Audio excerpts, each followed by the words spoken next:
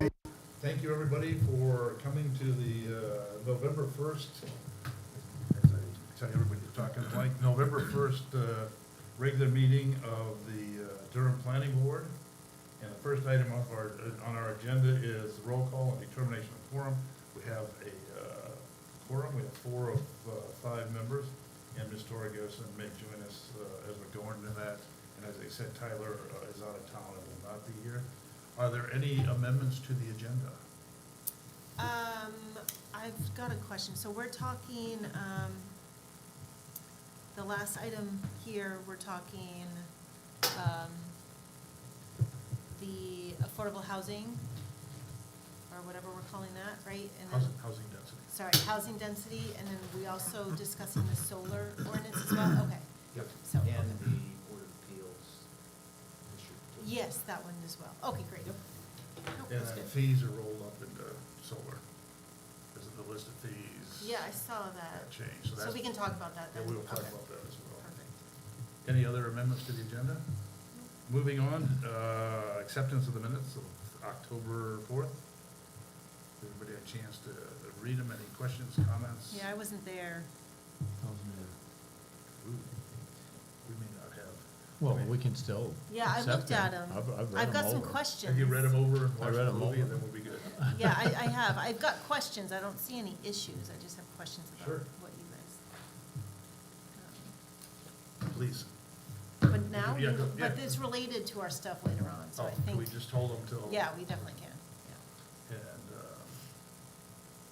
so, any, no questions, no issues, do I have a motion? I move to accept them as presented. Second? I'll second that. Moved and second, any further discussion? Seeing none, all in favor, raise a hand, please. 4-0. George, informational exchange on non-agenda items. I think we've got plenty to talk about tonight. On agenda? Yeah, I don't really have anything outside information. Just quick and dirty, the Union Church Committee is still waiting for a report back on the condition of the church, so we haven't met for probably a month and a half or so. And I want to congratulate Ms. Keplinger for accepting a position on the solid waste. So if you don't get your trash picked up, please call Juliet. Oh, God.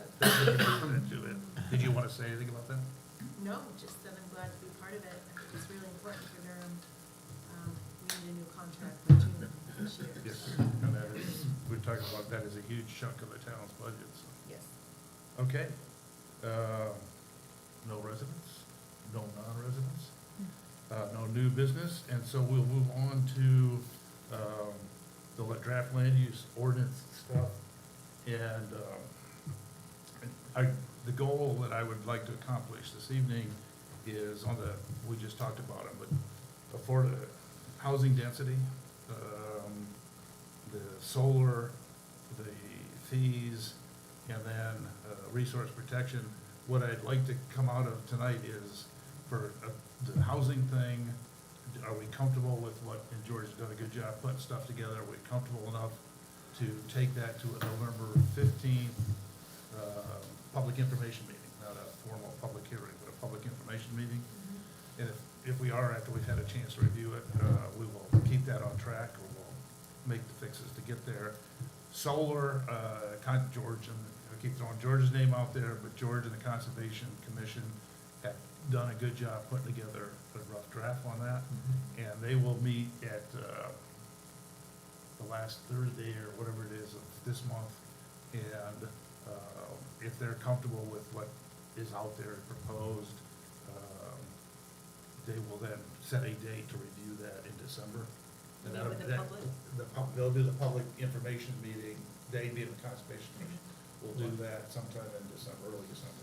So that the solar one won't be presented on the 15th? It will not. We can talk about it, sort of hand it off to them, but no, I think, well, no, because I think they want to talk about it Mhm. internally at the end of this month. Okay. Then the other, the fees is already kind of wrapped up in that. The other thing is, and I'll let George give out the details, that we have been kind of talking about on the appeal process for resource protection. I don't say take it away, but for a certain 30%, whatever it was, anyway, code enforcement would look at it, we would look at it, and I'll let George kind of give a little bit more information. We're going a different direction, if you've had a chance to look at it, and I'll let George give that. So, and then two questions, are we comfortable with where that's going? And do we want to, since Conservation Commission did the original resource protection stuff, are we comfortable letting them pick up the new piece of this? And what you'll see is that it's basically kind of carve-outs of the approved map, it changes to that. So, so that's, I'd like to, today, are we gonna keep that and drag along with it and maybe do it on the 15th of November if we're comfortable? Or do we have the, ask the Conservation Commission to pick that up, and take it from there? So since they've already started that process. So timing-wise, what is our anticipation of what will be presented at the annual town meeting for ordinance changes? Okay, so welcome, Ms. Toriosa, for joining us. So, if it all works out, we would have, we would present, affordable housing density. Conservation Commission, you know, the Conservation Commission slash, it's on the agenda for town meeting, housing density, conservation, resource protection, and fees. Solar. Solar, thank you, and solar. Okay. So that's our goal, is to have those four issues, ready to go for a vote by the town on the first. So even though the solar won't be available to be presented on the 15th of November, we're still gonna meet our time crunch if it's not gonna happen until December I think we to do, present it to because the public? The Conservation Commission did not look at, did not bring up resource protection until about the same time last year. Okay. So, and I guess kind of my thought going into that is, they would have their meeting in December, we would then, sorry, the other meeting you're talking about is the survey. George has prepared a survey. So we would send out a survey after the November 15th, our informational meeting, public meeting, get that information back. In January, we would tweak, I keep losing track, all four items. Right. And then put the planning commission tweak on that, blessing on that, to send to the select board in the end of January, early February, because the formal article has to be written / blessed by them. Okay. Does that make sense? Yeah, I just wanna make sure that we are meeting all of our time constraints. I think we are. I mean, January, if you recall, January, February, March, well, some people are in Florida, gets kind of busy. So, yes, I think we can. Okay. We just need to, with that, but like tonight, we kind of need to make a decision Yep. on what we want to present on the 15th, and then, Conservation needs to make a decision at their meeting, what they want to present in December. So, they couldn't really say, yeah, we're not ready, we'll do it in January. And I think they know, we got enough conversations with them that they've bought into this timeline. Yep. Okay, so, George, I will let you take on housing density. Or did I miss something that we need to No, talk about? I think you encapsulated the process and where we are, good. So, I won't get into any of the background, because we've been over this many, many times. Thank you. You're all painfully aware of what's involved with having to meet LD 2003. So, probably the biggest change to what you have been looking at is, I was processing your concerns struggling with the complexity of this issue. And from day one, with LD 2003, it's hyper-complex, because it took the state staffers and Attorney General almost a year to try to figure out what this thing means. And there's just so many variations within it. So, I kept hearing from you folks, too complicated, and it's hard to present. How are people gonna understand it? So, as I was processing that, it seemed to me, and we're in addition to all the complexity on the state side, we're trying to weave in some recommendations from Durham's comprehensive plan in terms of multi-units. So, where it came out was we had like 3 different variations, and what I've done is kind of melded those into 2. And Ian, you brought up some comments last time about definitions. That again was part of that complexity, trying to differentiate between these different things. So where I came out was what's before you tonight in the latest draft, which basically gets rid of that housing unit provision and definition, and you raised questions with, and basically says, look, basic program will be, right now you can do a single-family home, and you can have 1 accessory unit, accessory apartment. That can be no larger than 50% of the floor area of the main house, and it can either be attached to, within, or in an outbuilding like a garage or a barn. So that's been the policy, 2-acre lot, you can do 1 accessory apartment.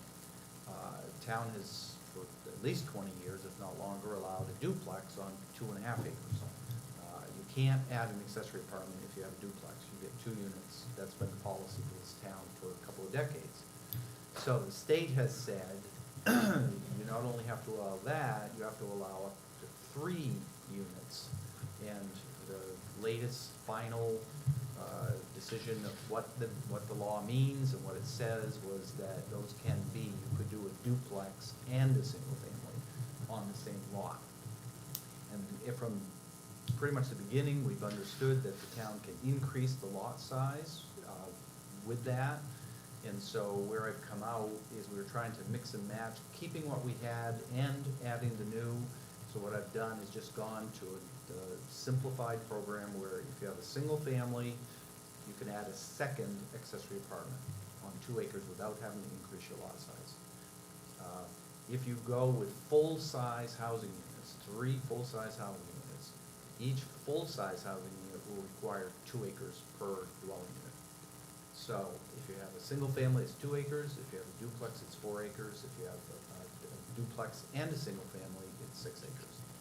So that's what the latest draft kind of presents, simplify it to that 2-track program. Now, I did, in processing it, this latest draft that I've done, that I'm going to show you tonight, I did have to tweak the definitions a bit, because I had eliminated multifamily in one part of it on definitions, but it's still mentioned, multifamily below it. So on page, this handout, everybody got one now? Sure. Yep, sure. No, I got it. Oh, Yep, so on page, it's number 13 from the ordinance, definitions. You see, I did put this in red, track changes. So a separate secondary dwelling unit, accessory apartment, is added into that definition. And we were earlier talking about allowing these on duplexes, so that's why it says the main dwellings, that's crossed out, because now we're saying we're only gonna allow it on single family. And so what that does is that makes the dwelling unit definition include accessory apartments. So you would have 2 acres per dwelling unit, but there's a specific exemption on the 2-acre requirement for accessory apartments in the other provision. And then as I said, I neglected to cross out multifamily down below. So those are the only 2 changes, and this incorporates pretty much what I just presented to you. So, if I'm on the, if the existing single family, on that, what we would allow, right now we allow 1 accessory unit. Yep. And this would allow a 2nd accessory unit. Correct. It does not allow a standalone single family. No. And that's- Unless you increase the lot size. Okay. And that would, I guess the real question is, I know you talked to MMA, I think you talked to the town attorney, and they Both, blessed that they think Both- we're in. both the Department of Economic and Community Development and MMA legal staff said that this approach in concept complies with the law. Okay. Now, obviously, we haven't run the final wording of what we're proposing in legal probably do that with the town attorney. Okay. That was my initial question, so. Any questions for George? Do you have any questions, I guess, for professional slides? Well, what I was gonna do is just limit it, because, I had done a presentation, which we could do again for the public, that just basically, gives all the background. We don't need to do that. What I did was I took some of that and tried to do a first cut at the survey. And that's got the graphics and the explanation. So see what you think in terms of presentation to the public. Is this something that they can process? And I did send you an email with it, I think, just a day or so ago when I finished it. And so hopefully you've had time to read down through the explanation. So what, well, it's still getting, so on the 15th, what do you see as your presentation? It would be the slide presentation as opposed to the survey, but that basically, the slide presentation, That we've seen before. this describes it in wording, and just a few graphics. So you see that the first page of the survey has the current zoning, and then talk about the planning board proposal, and then the two tracks that I just described is on the second page with the questions. And what I propose to do for the questions is, again, keep it simple, keep it direct, and so basically review the questions that you asked last time to see if the pulse of the community is where it was. You may have had it, back then it was kind of evenly split between people that want to limit, restrict it, and people want to make housing more available. So you were getting feedback from both. Maybe that shifted in one direction or the other. So that would be good to check that, and then just have two simple questions.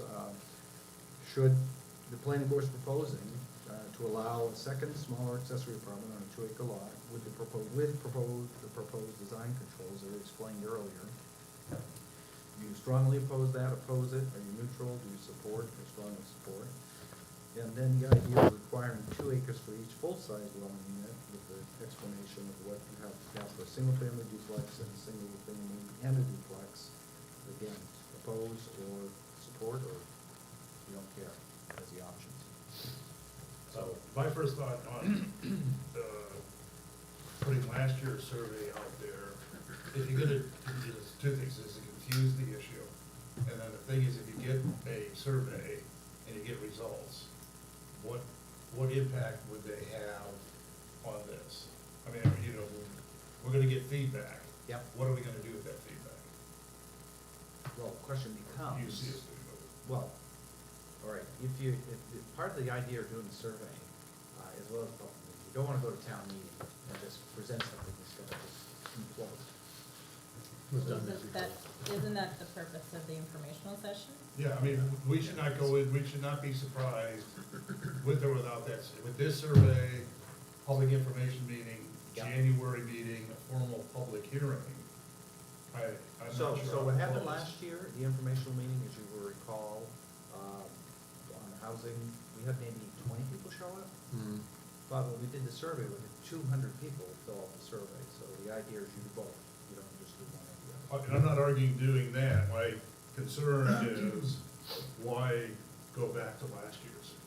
What are we gonna get we'll get feedback on, we're maintaining the rural character, but is that gonna confuse the issue with Well, this? part of what it does in these questions are aimed at, not just do you support it or do you oppose it, why do you support it or oppose it? And people support the idea of accessory apartments because they are concerned about relatives being able to move into town. Or if they're opposed to either or both because they're concerned because the town's growing too fast, taxes are increasing, we're losing our rural character. This gives you some sense of why. And GPCOG is gonna be doing Survey Monkey, and you can do cross tabulations to find out, is there correspondence? It's usually pretty common sense with the way these words are worded, that's, you'd think people that are concerned about housing would vote for adding second accessory apartment, and people that are concerned with too much growth, taxes, rural character would vote against, or both. So that's kind of the idea. I mean, I get it, but Yeah. I'm still, the fact that not 100% of the people say we don't want any more growth, we still have to do this. I mean, so if everybody says we did a survey and didn't listen to me, I guess, what is the end, we get that, Well, you go- survey results. It's like last year, you go into the town meeting and say, look, we did an extensive public participation process, and here's what we heard when we did it. I don't, but this doesn't help with this, right? I think that's what you're getting That's at. what I'm trying to say, is that it. I agree, and I thought we decided this last meeting, that we wouldn't do this till after the vote. The, going back to last year, Well, I'm sorry, you mean after the town meeting vote? Yeah, Okay, but this is just simply about the housing. I know, but this doesn't help. It doesn't help educate people, it's gonna confuse people, it does not give us any usable information for this question. I think it's important to know, to decide where we go next, but what we talked about last time is this will confuse people if we put it out before the town meeting, when this proposal is all we're talking about. Okay.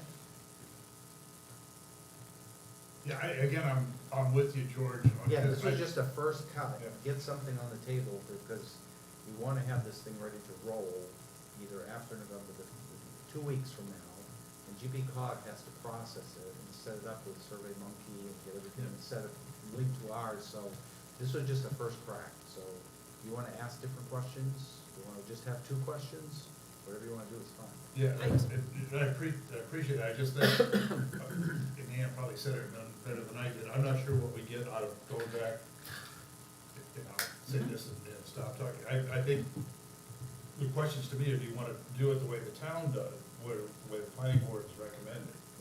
Or do you just wanna stick with the state law?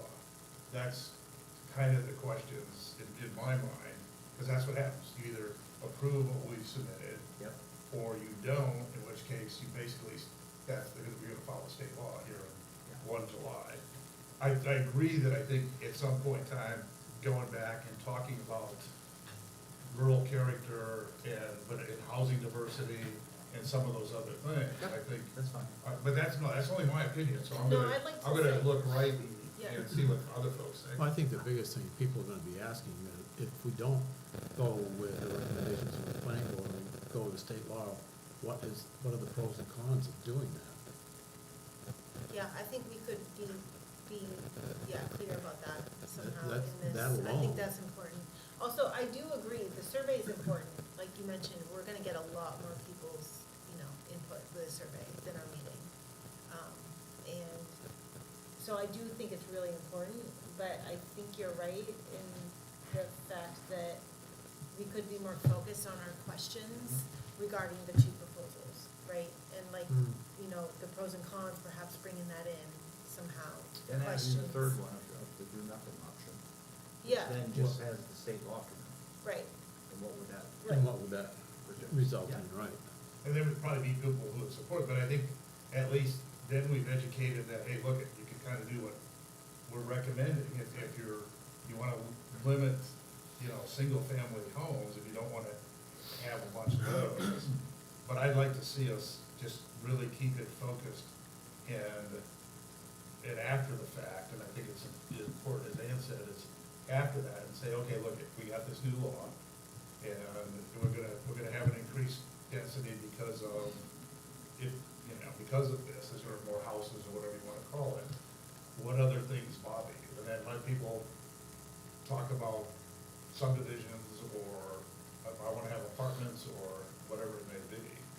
But, again, I'm doing all the talking, so, Brian? Putting you on the spot. Thanks. I mean, I don't know how much the town has grown since 2018, when the comp plan came out, and how many different opinions may be out there, but I think it's important to note that, we're trying to stick with the comp plan that was approved 5 years ago.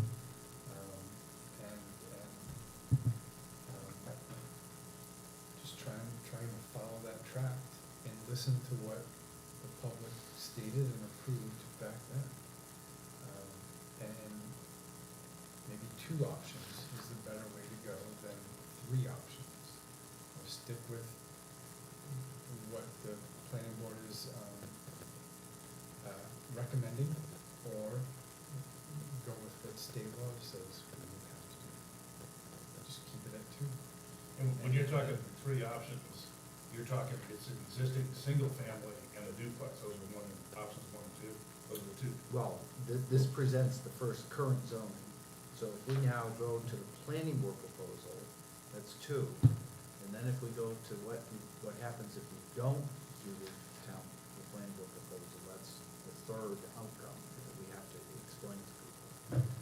So that's the complexity. But we don't have, I guess we always have the option to do nothing, but it's an odd, But just what we present in the survey and in the public, so if you wanna go in that direction, then you may wanna consider dropping the full explanation and graphics of what current zoning. Just say that, and then show the 2 options of either going with the planning board recommendation, or if you don't adopt it, what happens when the state law goes into effect, so keep it at 2. Right. to vote on 1 or If 2. you take away the confusion factor, the more options we Yeah. give, the more confusing it's gonna Yeah. be to people.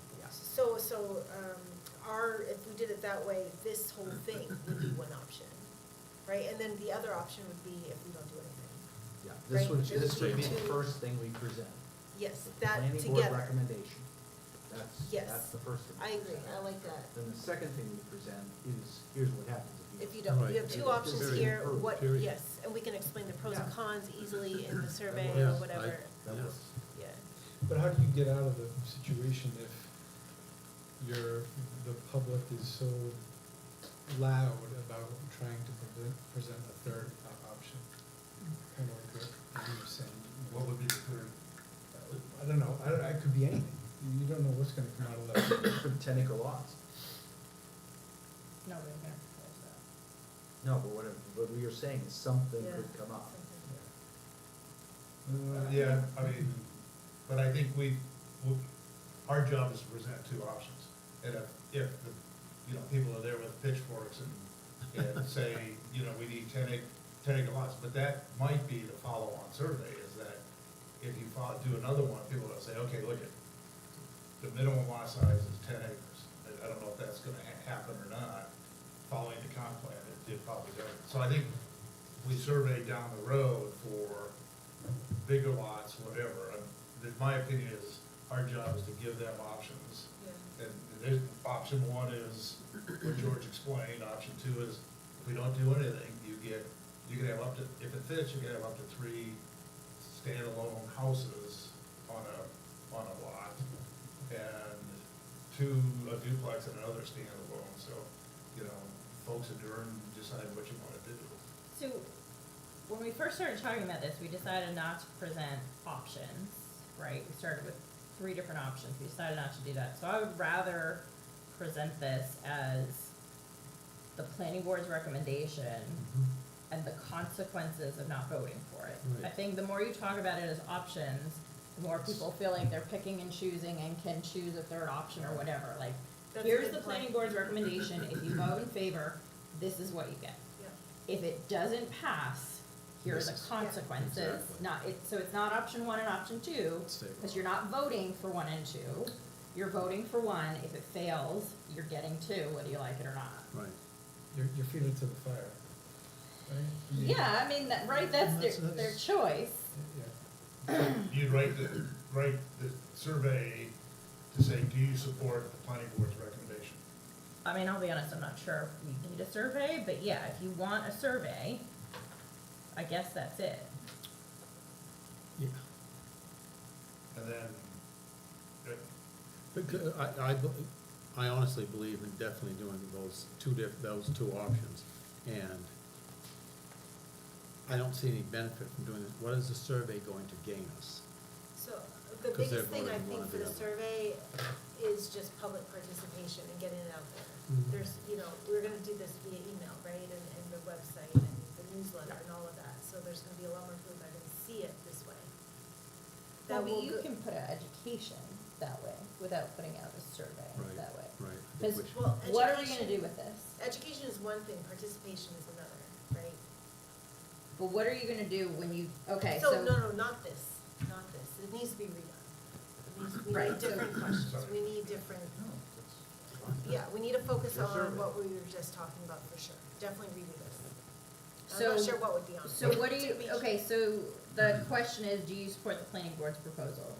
Everyone says no, I don't know if that's How a does that question to put it change? in there. okay. I don't know if we need to put that question specifically in there. I would just say, this I is the think we planning should- board's proposal, period. But And it's if you don't my accept it- survey. If Yeah, it's, I mean, the survey asks a question. Right, I think maybe our question could be around, you know, look at the difference between the two, right? And then, would you prefer, you know, less density or more, or something like that? Why are we asking this now? So Right, I- like, we're- we should have, if this is important, we should have asked this 6 months ago. I'm sorry, I'm not frustrated. I know, I get you. And I We are apologize where that it we sounds are. that way. We are where we are. Right, so my piece is, what is going to change between November 15th and whenever the hell we vote on this, that this survey is gonna influence, and the answer is nothing. And when you ask people a question and they give you feedback, they expect you to do something with it. Right. So you are setting up an unrealistic expectation on that. Well, I think that in my mind, the question is, and I'm not a big fan of surveys. I won't say I don't care what people's opinion is, but I'm not a big fan of surveys. But do you support, the question is, do you support the planning board recommendation, or do you support the state? Because there was a portion of, we had three options last time. One, I can't remember what they were, but one was definitely do what the state says. So do you want to do what the state says? You know, the state rule says, which is, say what that is. So your two options are, you can say, I support the planning board recommendation, or I support the state recommendation. And that, if 85% of the people come in and said, I support the state thing, I wanna have a house for my son to live on, a single-family home, and I wanna do that, then we probably have an obligation to look at doing that. Now, I don't know that that's gonna happen, but those to me are the two questions. But look at doing that just means, do you pull the question? Is that what you're saying? You pull it off of town meeting Right. altogether? I think, Yeah, Ann, Then you're stuck with the state. yeah, I think, Yeah. Ann, You Right. have no option at that point, right? Right. It's like you have no time to react That's between right. Right. Yeah. public meeting So and. true. I think Ann had a really good point that I didn't think of. It's November, right? We have to have this thing finalized in a couple months. We don't have time to No. respond to whatever we hear on the survey. Like, I think you do, do we? yeah. So what would we do with it, George? What would we do with the information? So there are two questions in here that I think should be on. Okay, first is, how do you feel about the idea of allowing a second accessory apartment on a 2-acre lot? Then the other part of that is probably the one you might get some feedback on that would be helpful, and that is, do you support increasing lot sizes when you do the full-size units? Increasing lot sizes itself is a potentially controversial thing. When we discussed that back in 2018 at the comprehensive plan, remember we had the idea of going to larger lots? And the feedback was, no, don't do that, 2 acres should be the standard. But So at that if- time, they didn't know what the state was gonna do coming through No, with I changes. understand that. I'm just saying, at the time, the idea of increasing lot sizes was taken off the table. But This is Colin's right, saying- the framework has to be, that's important to understand that. That 5 was years not later. on the table when we Yeah, talked about. that's why I'm saying survey it now and see, if people might just say, no, So- don't increase lot sizes. So then, the option is to redo this, to say, let's take out that idea of the 2 acres per dwelling unit. If you get that kind of feedback. But what if they come back and say increase them? That opens the Pandora's box of what size do we increase it to? Well, if 90% of the respondents in the public participation process say that, then I think you should consider it. But then we don't have time to change it, because then you get a whole discussion of how big is it? How many, what do we increase it to? If 90% of the people come back and say lot size for a single family and 2 accessories should be 6 acres, 2 acres each, or whatever, they just come back and says it should be bigger. That isn't open, that It's not gonna- second it's not option. gonna- The wording of this question says, do you support increasing the lot size? Doesn't say, If not, what size would you say? Just- Well, it doesn't, it just says, do you support requiring 2 acres for each full-size dwelling unit? So you could get strongly opposed with people who think 2 acres is too much, and people who think 2 acres is too little, and they're giving you the same answer, and you still don't know what to do with our proposal. So if this is what we wanted, we should have done it 6 months ago. Cause what are you gonna do with this information?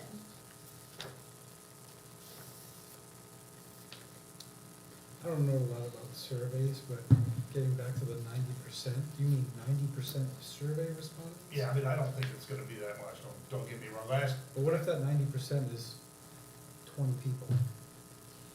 It's not a good cross-section of the town. Right, and then you get to town meeting and all of a sudden, 1,000 people. yeah, no, that's one of the challenges with the survey. I think what everybody's saying is education is key.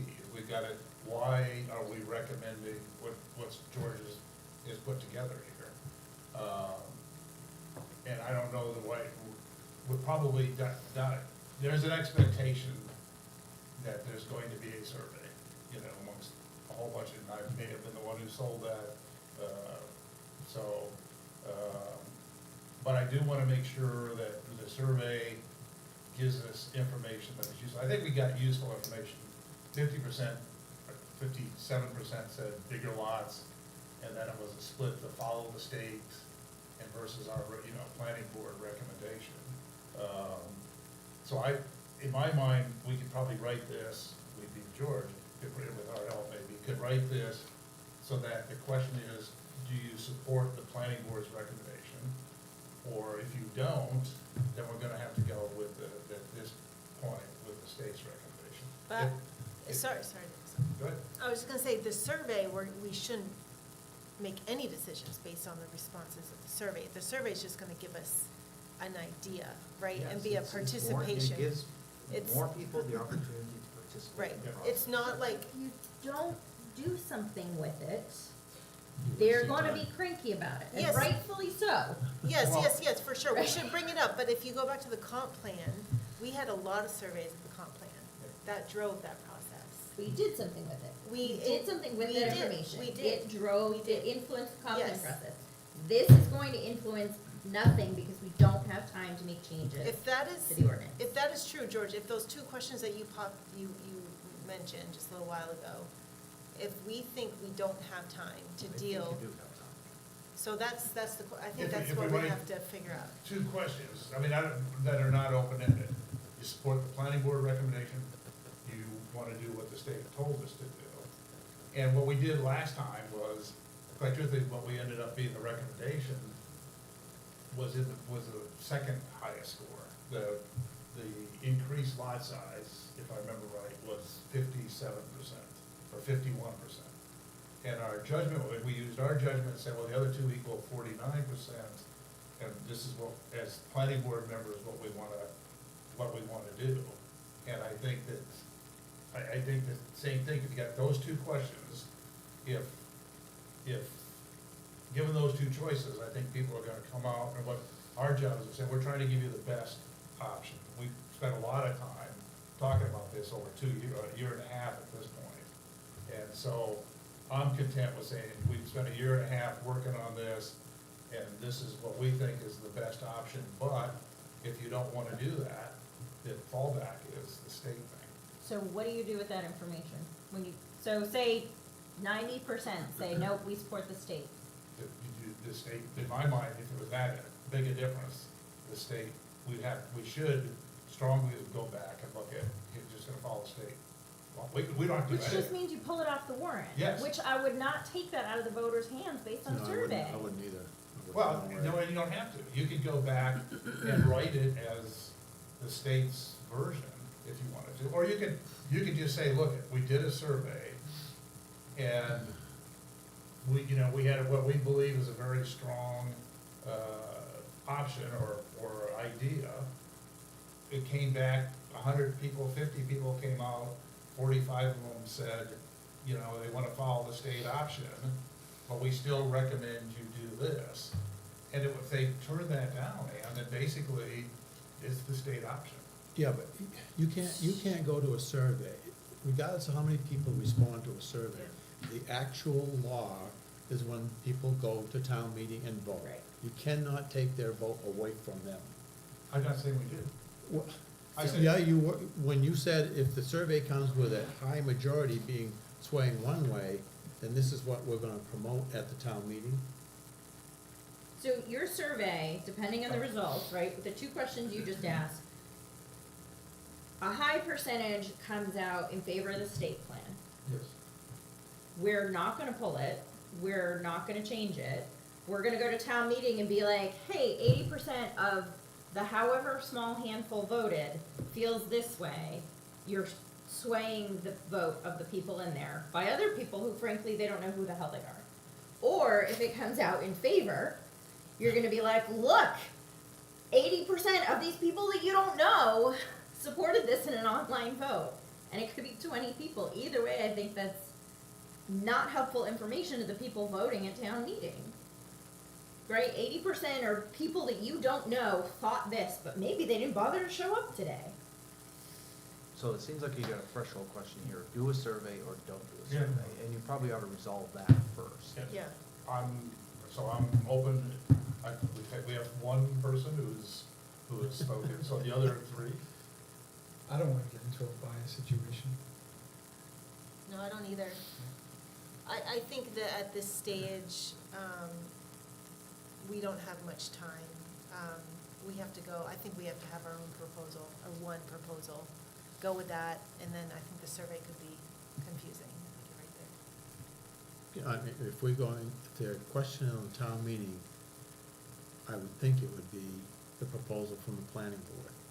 And the discussion then, it can be at the public hearing too, the discussion then, because, well, what if I vote against this? Okay, the state law is gonna take effect. Well, what does that do to me? Gives them the option there, you got one or two. You don't have option three, which is, who knows What what that size would do be. you wanna make the lot? It would, and I, you know, if that was it. I'm good with that, folks. I mean, and I think we're gonna have a meeting in November on this topic. We're gonna have a meeting, public information meeting in January. Then we're gonna have a formal public hearing in February when it comes back from the select board. And we can certainly put out a email, flyer, whatever you wanna do it, say, if you want to learn more, and we did that last year. It doesn't have to be a survey. Here's what you just said, here's what we are recommending, if the default is, the state rule, and this is what that means, it wouldn't be a survey, just read the thing. So you mentioned a meeting in November, January, and February, so this is Yeah. gonna come to the public in November, right, in Yes. a couple weeks, and then what are we doing in January? Well, in January, what we did was, maybe my months are off, but last year what we did was, we did this additional thing, I think, in October, but we did, over at the fire station, we Yeah. did a public information meeting. Yep. And in January, we had yet another meeting that was not a public hearing. And then after that meeting, we said, okay, look at select board, this is what we are we ended up pulling this, but the intent was to send it to them, they would then, agree that it's what they wanted to do, they would formalize it, and in February is the formal public hearing, where there's no changes after that as part of that process. So there would be two public informational meetings, and that's what we did last year, remember, on resource protection. Yeah. Conservation did it in December, we did it in January, and then we had a formal hearing. Is that the route we wanna go? Can we make changes, do we wanna make changes? Like, I guess, so we're gonna hear the public, if they, come out and enforce, then possibly changes to this? Are we thinking that there could be changes? There always could be changes, they could come out and totally agree with what the planning board's recommending. Right. I know, you always have to look at what ifs. Yeah, Okay. yeah, I mean, if they, again, it's whatever comes out, I mean, my guess is it'd probably be 50-50. I guess those who want the opportunity to have more, grandkids living with them, whatever, they're gonna come out and say the state law works for me. And when I presented this at the town, at the election last year, it was probably 50-50. Quite truthfully, several guys said, oh my God, this is great, because I didn't know what I was gonna do for my kid's house, I didn't wanna get into the whole backlot thing. Said I couldn't afford $100,000 road to build my son a house, now on my front 20 acres, I can put another house. So they could very easily, you know, that could be 50-50, it could be that way. I've always thought that our public meetings that we have prior to the town meeting are basically to educate people, Right. so that when they do come to the town meeting, there's not all this back and forth at the town meeting. That's what I was thinking more of, is that, again, back to timing, if I don't know if we should be planning on changing anything in our proposal at this time, right now, given a couple months. I just feel like we don't have enough So time. another criticism that you get is, what's the point of having a public hearing if you're not gonna change anything? Well, you're educating people. Right now, if we don't have it, you're assuming that people have been following our meetings and know what's going on, and I don't think that's necessarily the case. That's a big assumption. It was a big assumption, right? Well, I guess my thought would be, on November 15th, we're gonna get some feedback. Yeah. And then Yeah. December, whatever, 4th, 7th, whatever that first Wednesday is, we sit down in a group and say, hey, what I heard on the 15th of November, there is mostly supportive. Mhm. And then, you know, we tweak it or we don't, we just say, okay, we're gonna have another informational meeting in January. And, you know, and if not, I mean, if it's kinda like, the gist is that people are in sync with what we wanna do. Right. And you put out an email that says, this is what we wanna do. If you have any questions, call George, here's his cell phone, home number. And address. But we get feedback, and then, so we got another planning board meeting in December, we got another planning board meeting in January. I hate, when you go to the select board, it's all, you get a very strong pushback about, you have to have all this information out there. Yeah, have you looked at this and have you looked at that? Well, the planning board, yes, that we have. Yes. And- Period, we don't need to get any more discussion. Right, Yeah. just yes, the answer's yes. It's frustrating at times. I know it's frustrating when you get pushback, that it's almost like they're second guessing what you've been doing for months. Exactly, and that's only some. I know. Yeah, but I mean, we don't have to make any change unless, you know, we get together on the 1st of December and said, you know, there are 100 people in that room and they all don't, you know, wanna Yep. go with the state thing, or we just, but I think if we have what it amounts to 2 meetings, because the problem with having an informational meeting and then waiting till the select board hands us, there will be a hue and outcry maybe of 5 people who have said, you didn't listen to what we said. You know, you didn't pay any, you know, and I would like to at least, not that we're going to, but at least be able to say, look, we heard you in December, or in November, Mhm. come back in January and say, look, we heard you, I don't know, we tweaked something or not, No, we didn't need to. but we didn't need to, you know, we've talked about this, here's what it is, here's your chance. First Saturday in April, vote on it, and then, we just send that to the select board. And the select board can always poll it, I mean, they don't have to do what we recommend. So if you were looking at doing a survey, what's the time frame on doing something like that? You'd run it through the end of December. So certainly what I would be thinking that on the 15th, depending on the turnout from that, if there's any pushback from that, then we could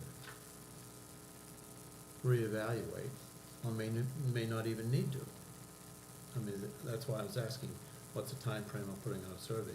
If people came with all these different ideas, then maybe you would have to, or maybe you would think we would have to go out for do a survey, because we still have the time to do it. I'm saying, Or let's. we do another meeting in December. No, that's why I'm saying, let's wait until the 15th or after the 15th, talk about it on. Yeah, well, that's kind of where, it's kind of where I am, so we, Yeah. you know, 2 weeks later, we meet as a whole planning board, and we can go through this. These are what I disagree, she's calling it. You know, it's all these people calling from Florida and they wanna buy your house and, you know. Did everybody kind of say, we don't do, at this point, we're not gonna do a survey? Is that what I'm hearing from folks? That's my recommendation at this And point. And then we go into 15 November, we see where we are. And then, I don't think it's gonna be a great outcry. I don't think there's gonna be people, 100 people in there that say, I want 10-acre lots. Whatever you do, you gotta, and I just don't see that happening. I think that the choice will be, because there were people who came up last time, so why don't we just follow the state law? But that's kind of Durham's fireworks, other issues. It's just, why do we need a ordinance when there's a state law on it? And I'm not picking on anybody out there. So can I clarify, you're either gonna can the idea of a survey completely, or you're gonna put it on hold? I'm for canning it, to be honest with you, because we'd have to rewrite it, but that's one man's move. Obviously, if it's a disaster on the 15th, we probably need to rewrite it. Well, that's what I'm thinking too. That's why I'm saying let's wait until the 15th, and we still have enough On time. hold. Put it on hold? Yeah, I think 2 public hearings, one in November, one in December, and see what kind of feedback we get after that. And put it on hold at least for now. And does anybody know, like, what the response was on the last survey? I was just gonna bring that Compared up. to how many people went to the public hearing? Like, what were the numbers? It was, well, For the housing part? I think- that's the other bit. Yeah, I think you had about 20 people show up. Right. And there was For the 200 meeting, people and we that had 200 responded. survey responses, Right. a little over 200 survey And then responses. the January meeting was probably more at the meeting. But part of that was because we had the resource protection. Was that the same meeting? Yeah. I thought we did it, okay. When did we get these results back again, the ones that you included in the, this meeting's thing? It Do you was- remember? We went through January of this year, Okay. yeah. So I think I'm all for, I like to kick the can down the road, so we kick this can and see what comes up on the 15th of November. Mhm. So I It's a agree big with that. assumption, maybe I'm naive, but I'd like to think that, you know, people trust that we're sitting around this table doing the best that we can with the information that we have and making the best decisions based on comp plan or past experience or what we've heard in the past. And, yeah, I just think that public information sessions is the way to go rather than any survey right now. So George, I think the guidance is, Pause. just put the can out there and pause and, are we good with what George has proposed? I guess we kind of jumped over that with what our recommendation is, we're good with that. Can I bring one thing up real quick? I'm looking at the survey results again. I know we talked about this before.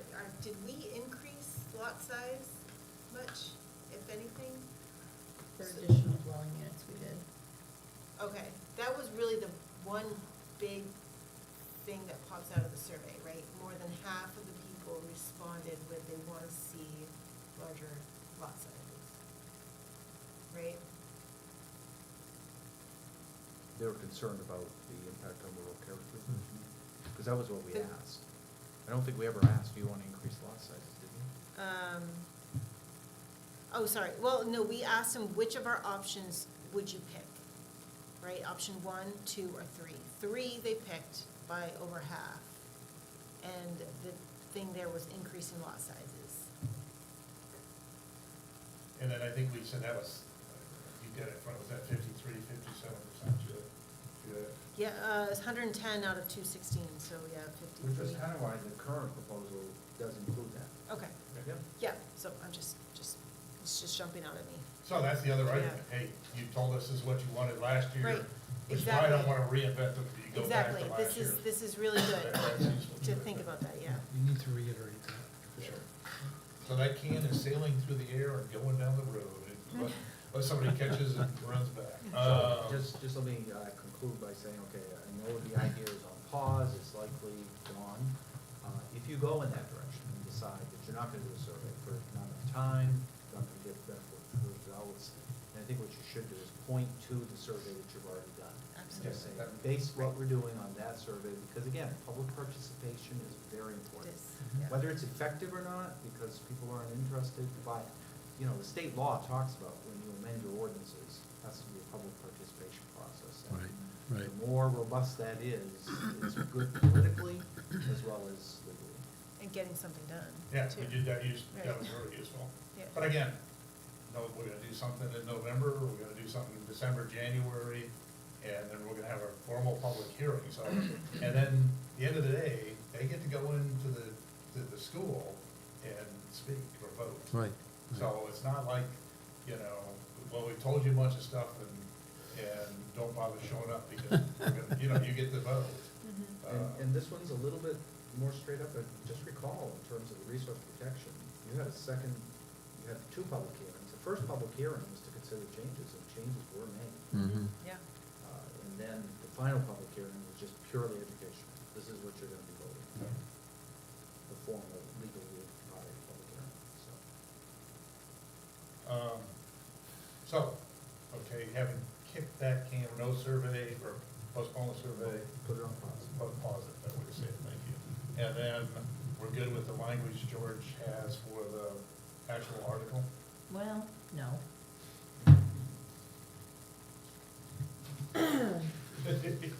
Well, I would have redlined it if you wanna send me things in Word and sent it around. But I didn't have it in Word, so I wrote it in my pen. Let's start from the back. Residential dwelling unit, is that used anywhere in the ordinance? Can we just get rid of that definition? Yeah, and again, I haven't gone through and rewritten the definitions. This is just what's in the ordinance right now. Right, but I don't think that's anywhere in the, right, you've included it in this, which implies we need it, but I don't think that is shown anywhere in the ordinance. So we define it but don't use it. Oh, yes, I'm sorry. It is in there because it's required by DEP. So So you it's, say Article 9 shoreline zoning, so that applies just to the shoreline zone. And- Okay. And that's a DEP definition. so is there a reason then why we wouldn't, I don't know why we have dwelling unit and residential dwelling unit. Because the DEP, to get them to certify our plan, we have to have the DEP stuff in there. Because they define it differently a little bit. Because they try to do nuances of what they're gonna regulate under shoreline zoning, which is different from what Durham does, so that's why it's in there. Okay. So what is the difference functional difference between the definition of dwelling unit and residential dwelling unit? They mean the same thing, right? Let's see. The only difference I can see is recreational. Yeah, and they throw more stuff in there, and for regardless of the time period rented, rentals, that's all their language, right out of chapter 1000. Yeah, I see the word differences, I'm asking about the meaning differences. Could you eliminate dwelling unit and use Yes, residential? correct. Dwelling unit. No. And then in dwelling, do we have any more need for the definitions of single-family and two-family dwelling?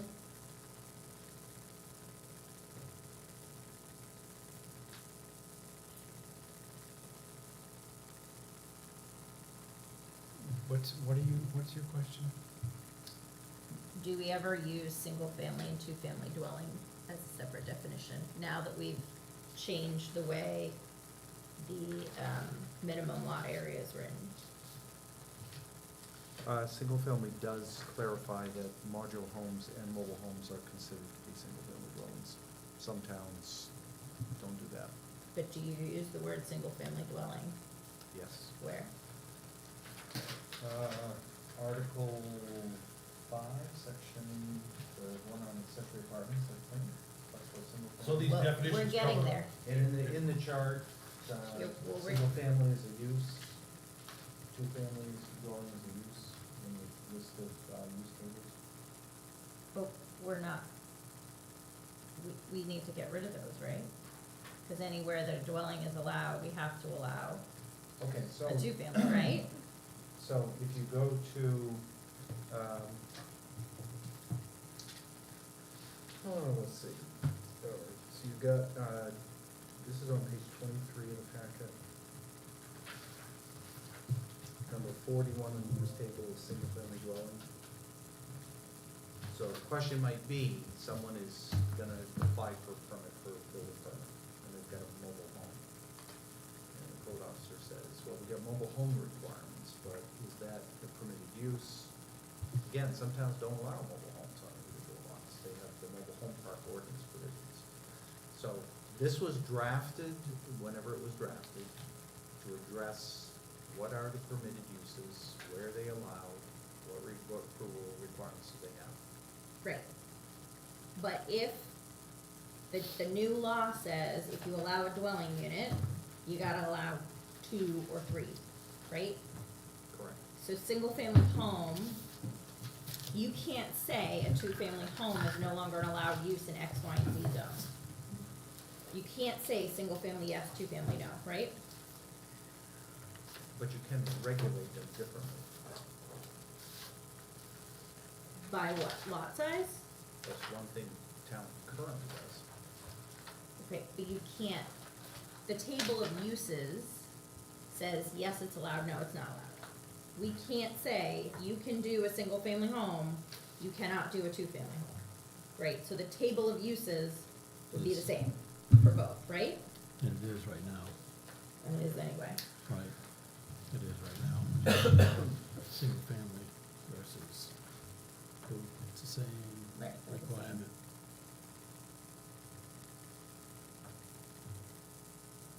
So I'm not sure we need those, and are we allowing accessory apartments with duplexes? No. So you either get a duplex and a single-family home on one lot, or you get, And that requires 6 acres. and that requires 6 acres, or you get 2 single-family homes and an That accessory requires unit, 4 acres. which would require 4, or you get a single-family home with 2 accessory, which is 2. Yes. Right. Maximum of 3 dwelling units on any lot. Okay. I think, in 4.1A, dwelling needs to be changed to something like building containing the accessory apartments. 4.1A. Yep. Okay, which one again? Just the accessory apartment? No, yeah, 4.1, I'm sorry, I might have, no, that number is wrong, I'm sorry. That should be 19, on page 13, so let me go back to, okay, 4.1A. So it says the dwelling shall have one main entrance. The whole idea is you have more than one dwelling in this building, so I think it needs to say something like the building containing the accessory apartment or something like that.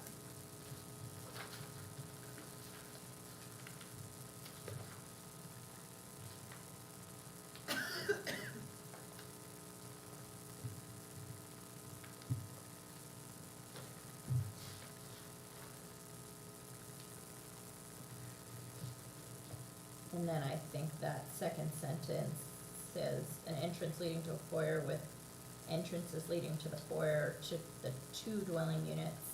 I think that needs to say 2 or 3, conceivably, if we're gonna allow a single family with 2 accessories. Okay, so, again, what threw me off was, I think you mentioned 4.1, this is actually 5.1, correct? And the Oh, I don't reason- know, this is what it shows Yeah, I in know, yours. and the reason that is because I just prepared this today, and I didn't get a chance to change these headings because when you use the automatic numbering, so the numbering in the handout tonight is all off, that was what was kind of Okay. throwing me for a loop. So if we go into packets, it's section 5.1. Okay. So now that, Let me ask something, and this is not unimportant, but is this something where you can send George a marked up copy, because that doesn't change the gist of If someone what could would, send me a Word document, I would be I happy to can do that. I can do, absolutely. I would be more than happy to do that. Okay. And in fact, next time I will do it before the meeting. well, that, Yeah. I don't mean to. No, you're right. You know, minimize what you're saying, but No, you're right.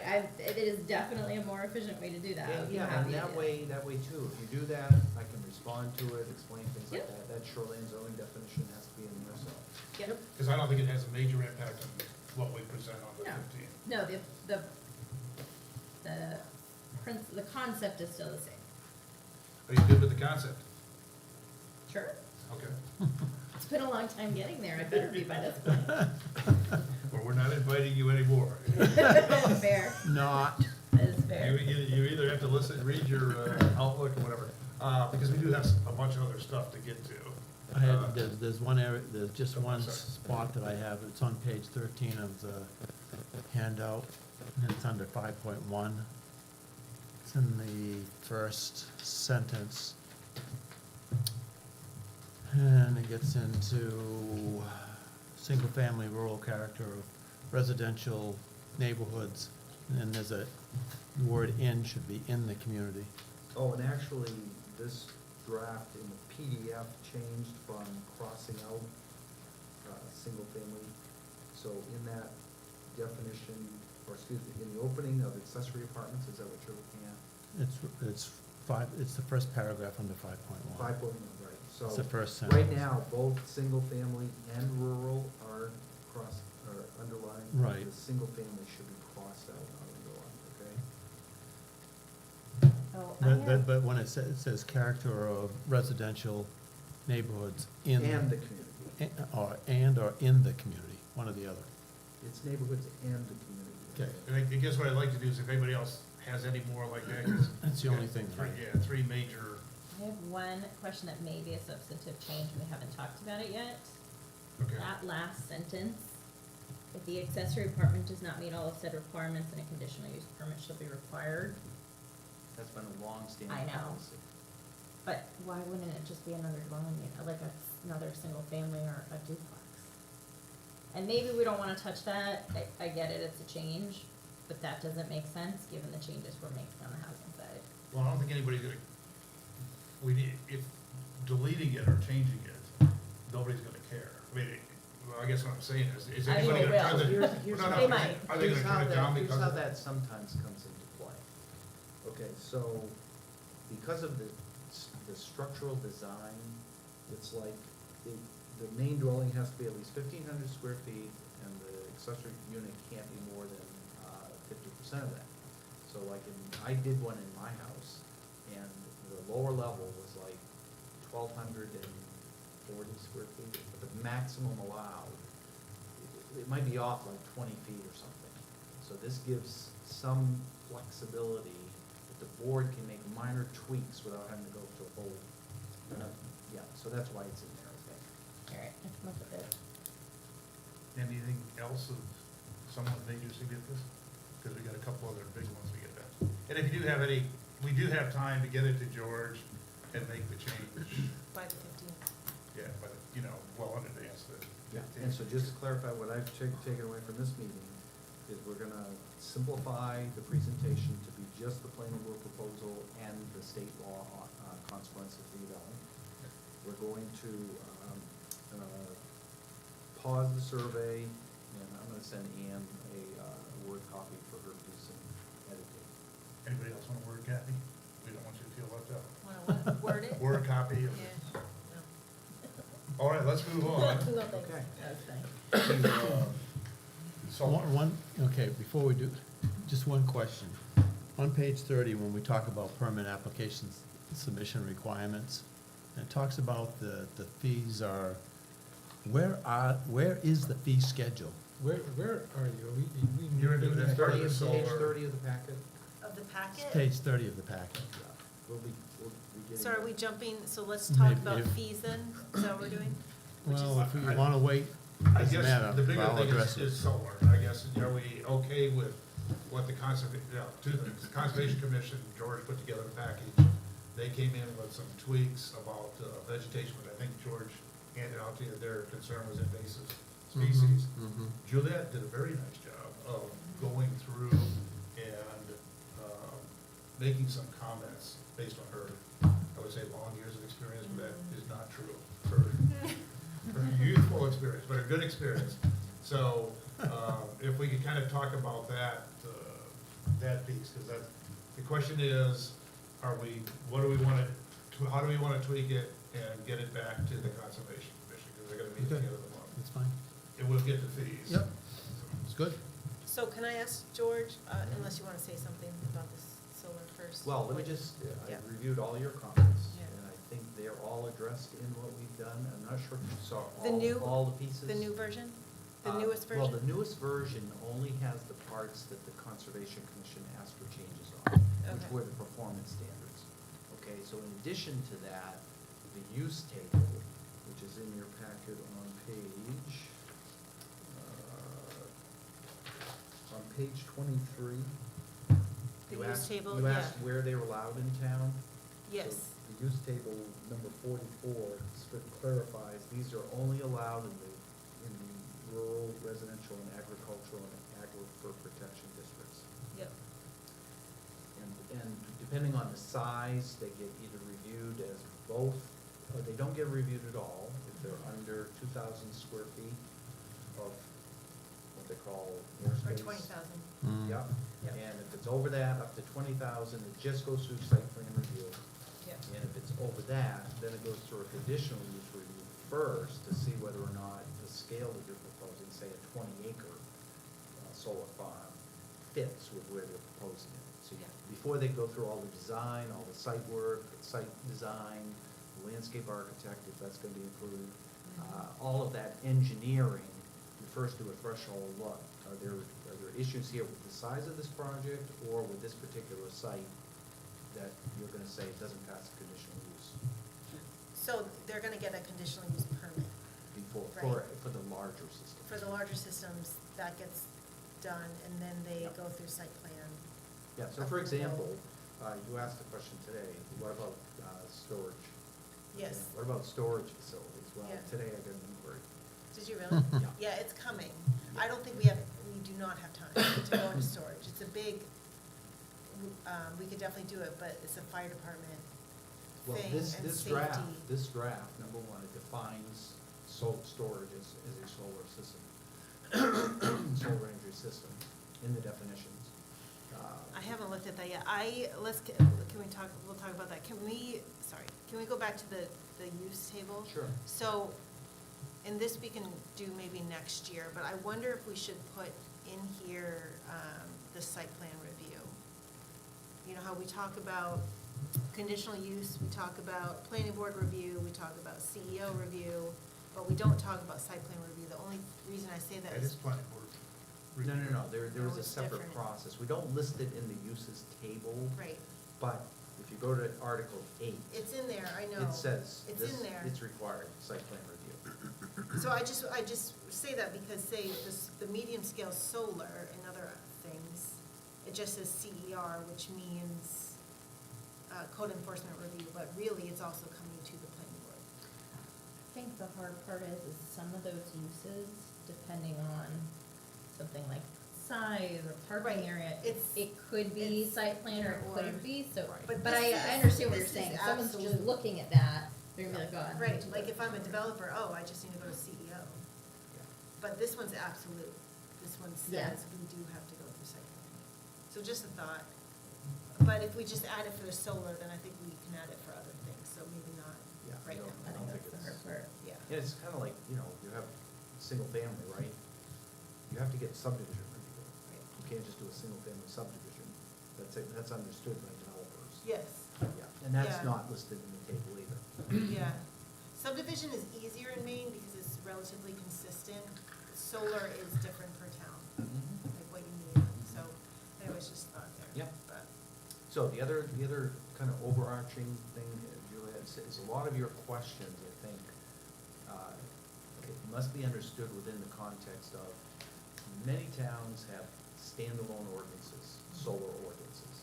And most of the stuff that you discussed, and the Conservation Commission had a lot of the same questions, is covered under site plan review. For example, all the details about the site. We don't put that into the standards for the solar systems. These are in addition to normal site plan review. yeah, absolutely, as long as it's covered in site Yep. plan review. But like with the solar, you're talking more electrical stuff than is in Yeah, the so site what I'll plan. do is, Ann's gonna look at the housing part, maybe you would look at the solar part. What I'll do is give you detailed responses to each of your points. Yeah, I would Here's love where that. it is in there. And then if you don't think it's, like, for example, you raised the issue of the installer. Okay, so typically, we look at the applicant Yeah. is required to do the installation. But they may subcontract with somebody else that does it. It's like Mm-hmm. towers. You have a tower owner and they hire somebody to put in the tower. Right. If that's important information to know who's gonna be installing it, then we could add that. So that was one of the things that I Well, that thought. should be, we should be requiring a decommissioning plan. with certain That's already- projects. That's So in there. that's where we put the installer. That needs to be in the decom plan. How is that, why? Because we need to know who to talk to who built this project, if there's an issue. Would you not go to the, same with this, you would go to the developer owner, right? Why would you go to the If- guy who installed it? Would you not Because go they to? may not even So- be in business anymore. So there's, it's complicated. The developer could be selling the project Right, to the installer who's now the owner. okay. So, And the owner, So- and there's a provision in here that talks about transfers of ownership. yeah. I mean, I guess. So as long like- as you know all of that. Yeah, I mean, this- I really meant to say owner, so I mean, Okay. same with the, you know, if we don't like the subdivision, we've talked about that, and before it's finished, we go to the owner of that, and I would Yeah. think we do the same thing with the solar. As long as we know who that owner is gonna be. Yeah, so And under a this lot- ordinance, they have to have who's responsible for it posted on the site.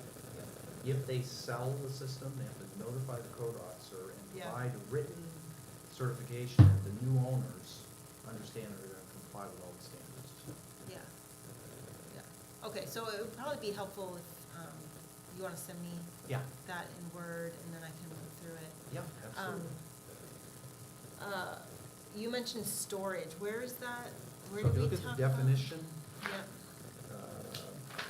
bottom. the first, what is a solar energy system?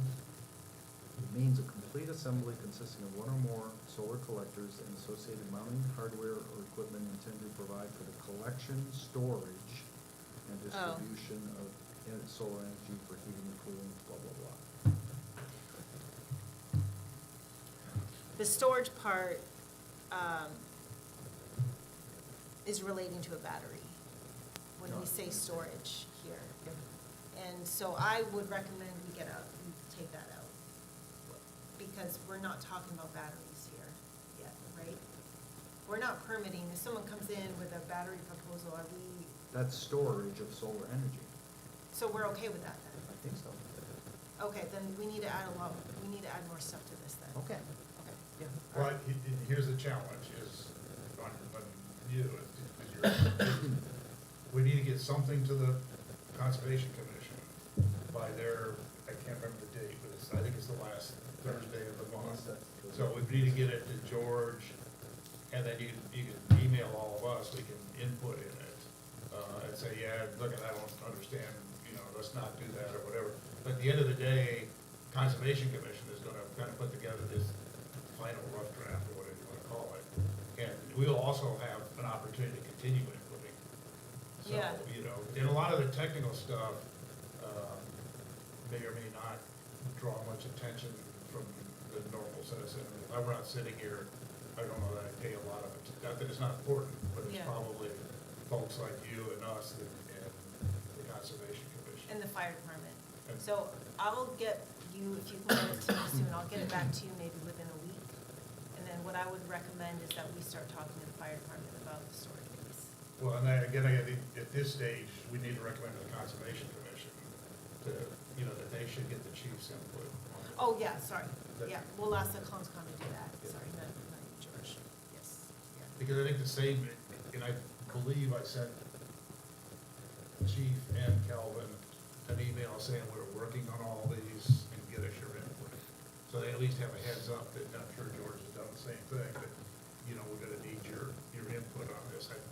Calvin, maybe we're talking about roads or leading into the site or whatever Yep. that he wants to do. Not that it's not important, but throwing another monkey wrench into storage is my neighbor got a phone call, and nobody's ever followed up with it, the other company. Apparently, you can put a storage unit on a power line, and when energy's cheap, you store it, and then when energy peaks, you sell it back into the grid. is that something, and it's not solar, it is you suck it off CMP's line, Yeah. you store it, you put it back, and we've had inquiries, and it may be, Well, that's storage. I never So heard- that's yeah. what we're talking about here. You can have a storage paired with solar, which might be what you were asked about today, and then you can have a standalone, storage, it's the which is what standard, yeah, that yeah, is. that's Or what, what was inquired could have been. It doesn't really matter, they're both batteries, they're both pretty much doing the same thing. So that is actually a really good point.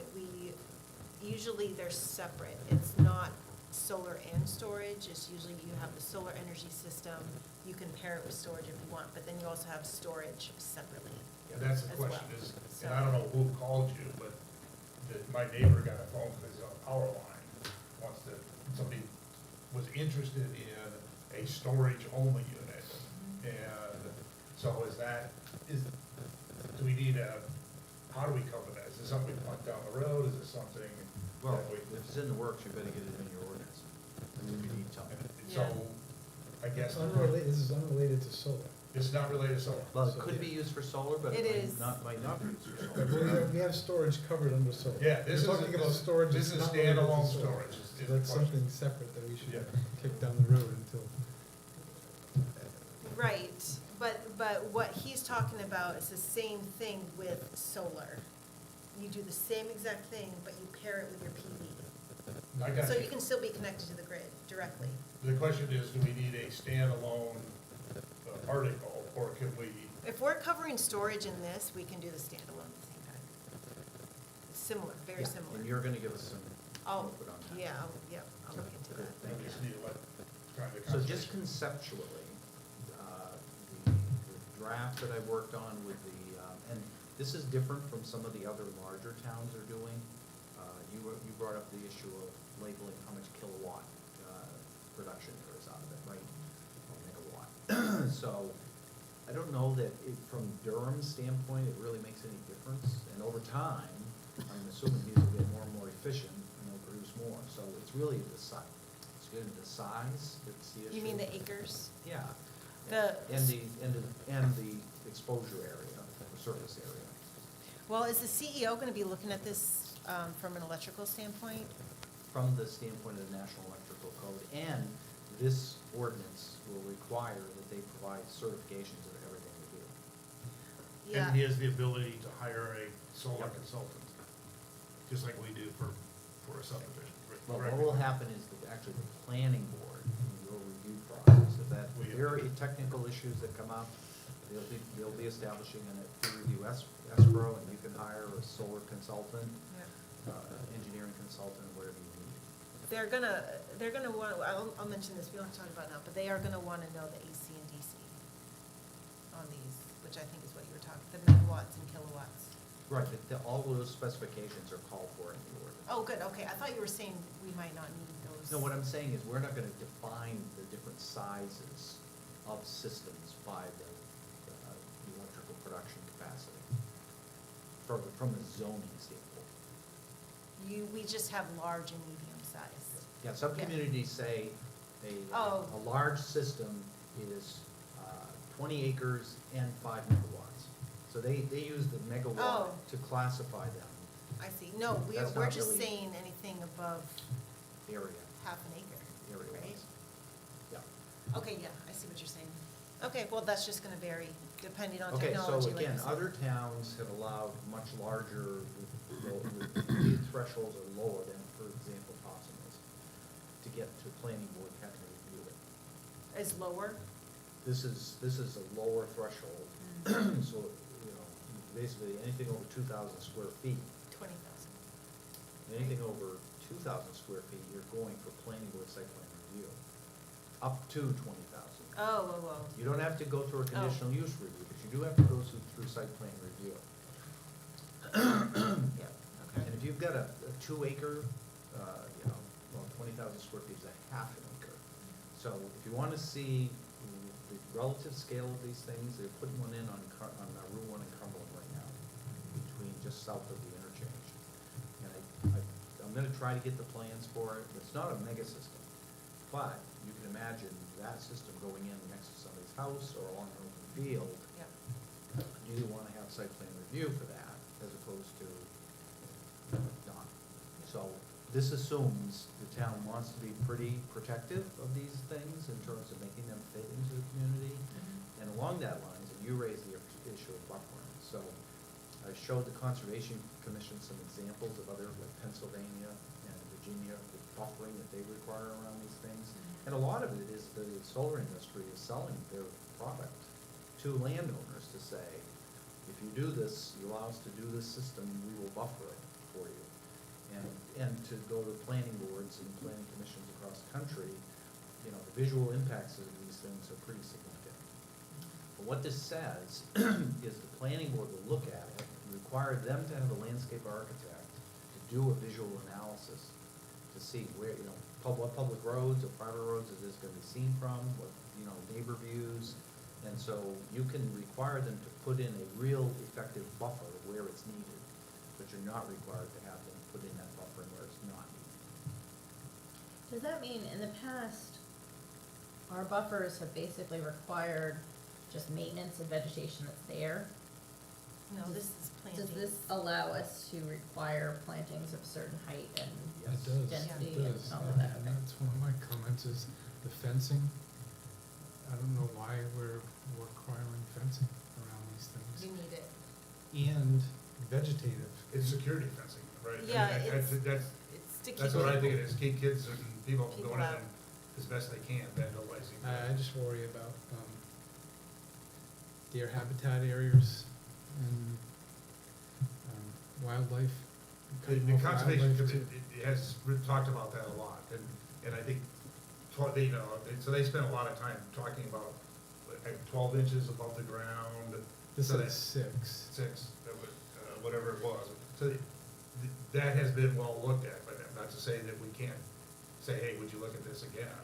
You know, we think, you can't really get too high because skinny I think people the could fence crawl under. and the vegetative, landscaped area is a bit much. That's There are doubling two the different amount. purposes. The fencing is for security and protection, because this is an electrical system that is dangerous for people to, you don't want to be messing around in there.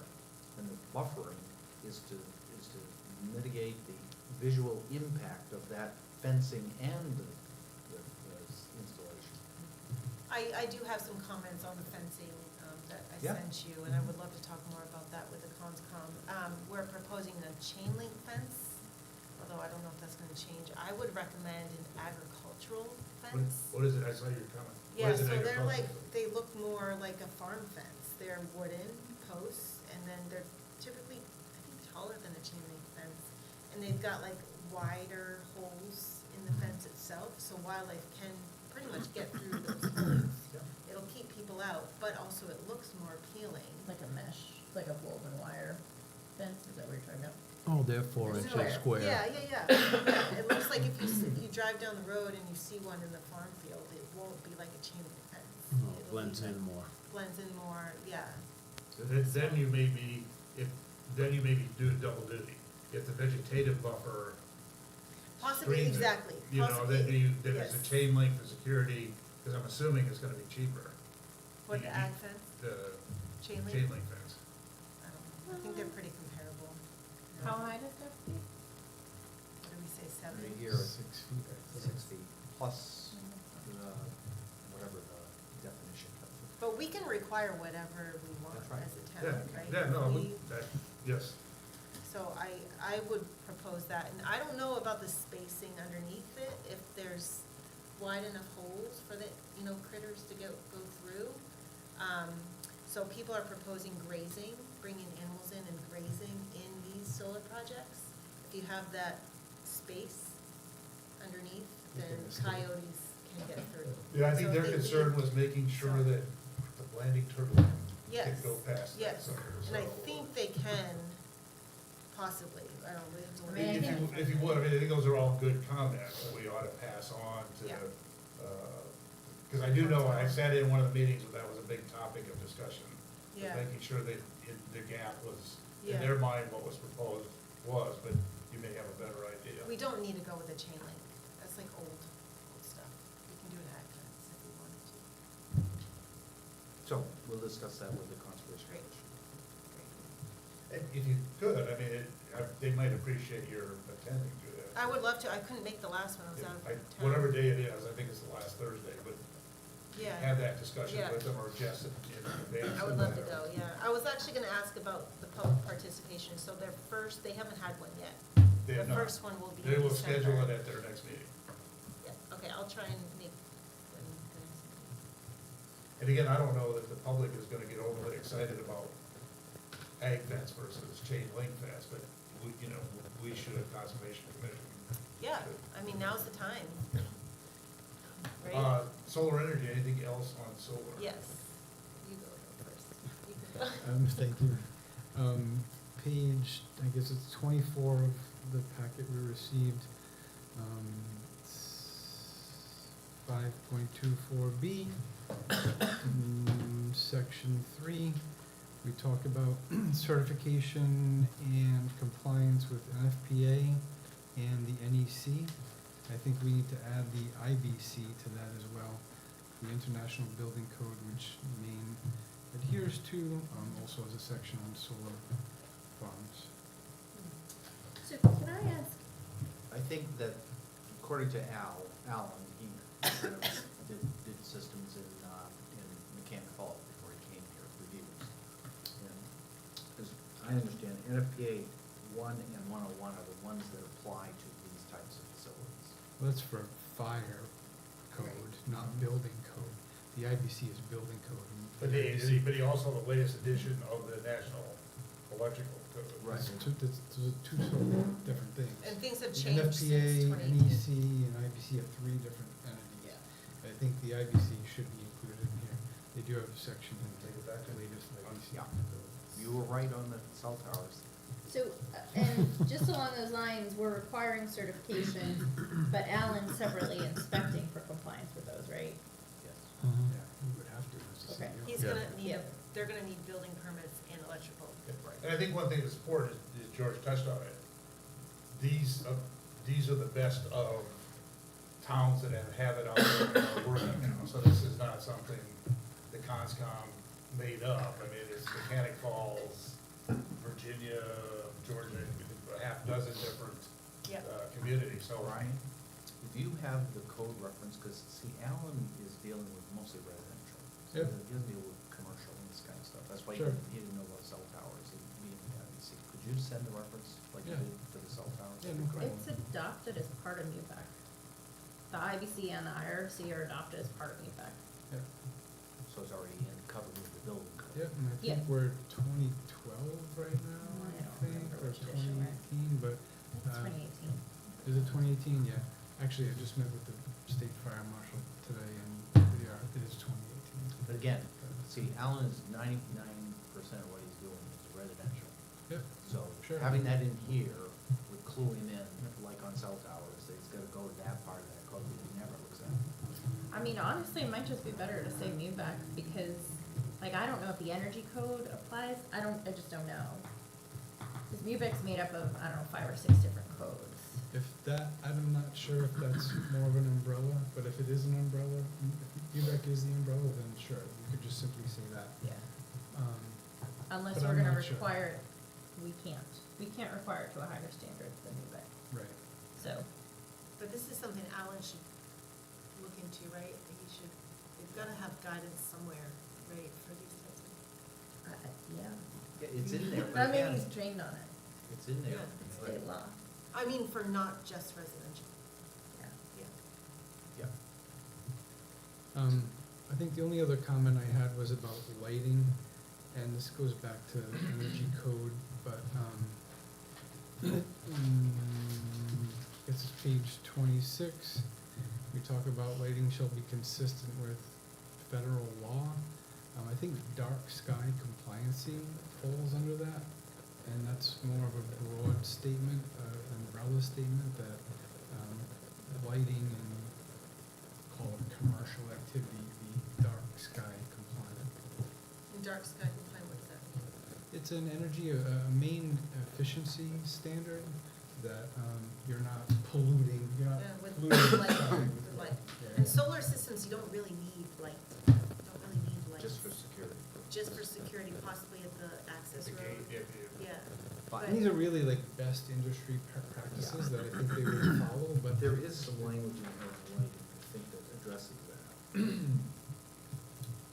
Performance standards, lighting shall be consistent with local code, lighting of other parts necessary, shall be shielded from interference with abutting properties, shall be directed downward, and shall incorporate full cutoff fixtures to reduce light pollution. That's what you're talking about. So we're not saying it's required, right? But if we have it, or if the project has it, then Yep.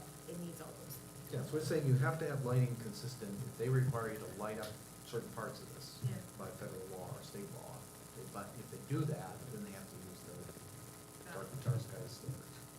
Well, the other thing we do want to make sure of is that fencing, lighting, we want to make sure people can't break into these easily. Yeah. You know, we don't want kids going in and, you know, sticking their finger in a solar panel or whatever, you know. You'll be Or okay then. vandalizing a solar, you know. So- Storage one, parts. Storage is a little, Issue. yeah. Or the connection out, What? the connection out of this thing.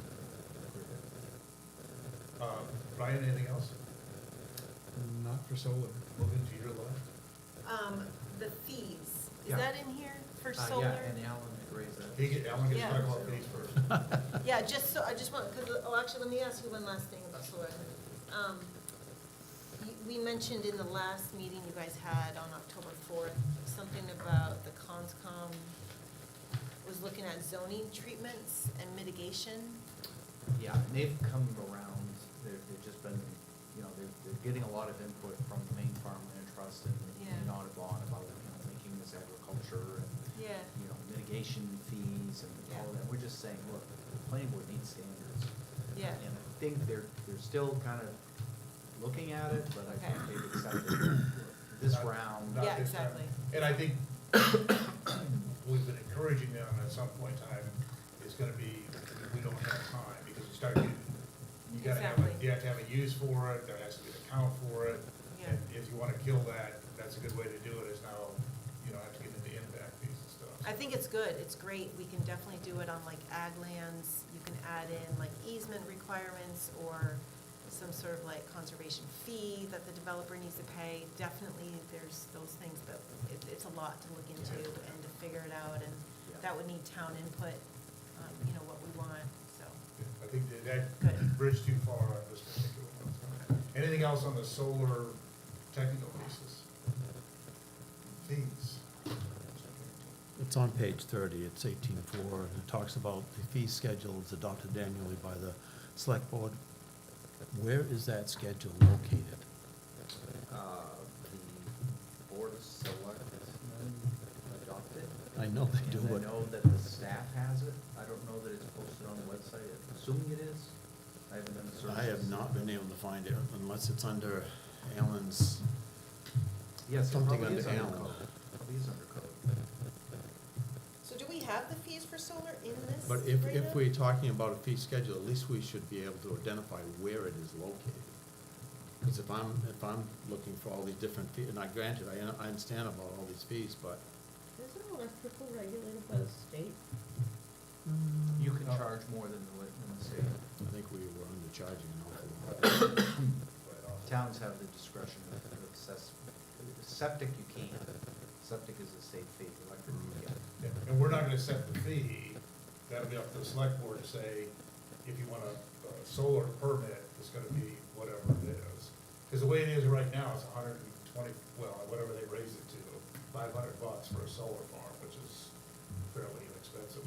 I would think so, By too. solar standard. So the select board will set the fee. And the town attorney said they can do that. If it's referenced in your ordinance. So this just adds a reference for all the fees, Mhm. and it includes solar, which that needs to be added. But what I'm suggesting as a consumer, if I'm looking at this. Yep, got it. Okay, where is it? How would I go see Identify, it? I can't, I've had a hard time finding it. I'll point that out. Are we still working on the costs for these? No. No, Where, do we have those? that's No. not, it's The not up select to us. board is gonna Select set board's doing that that. based on an analysis of what does it cost to provide the service, and what Okay. are other towns doing? And Okay. they will set that fee as a separate process. Okay, So we're suggesting a fee be set for everything that's underlined here. Correct. So may I ask, why a fee for 9/11 or yes. Because he spends a lot of that. I had that same question.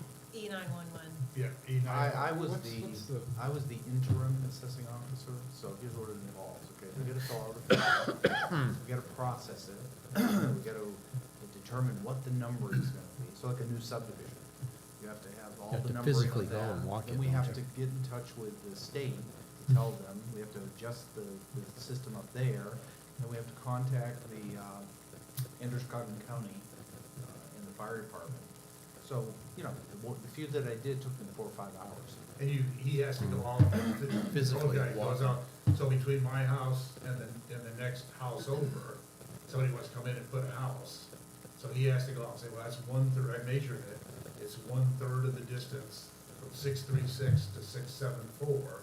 And so he's gotta come up with a number between that thing, and he has to go out and physically measure it, and you know how much is out there. So we were doing it for free, and he was probably spending out, you know, George said, not including driving to the, you know, to the site, so. So the state's website says they offer free assistance to towns and, what does that free assistance entail? Not doing the numbering or measuring it. Okay. Yeah, I mean, they may be in terms of development E1, but he is. Usually, okay, so back when this started, and probably what you're referring to, is when they started the whole 911 system. Every town was like renumbering the whole town, basically. And changing street names and the whole thing. At that time, the state was I remember offering, that. the state was offering assistance in that process. I've had Whether many they go out to investors and I haven't individual moved in property owners 50 and say, years. oh yeah, we'll do the I don't think so. I don't think so. So it's a legit, and it's new on it, we've not charged. So, anything else?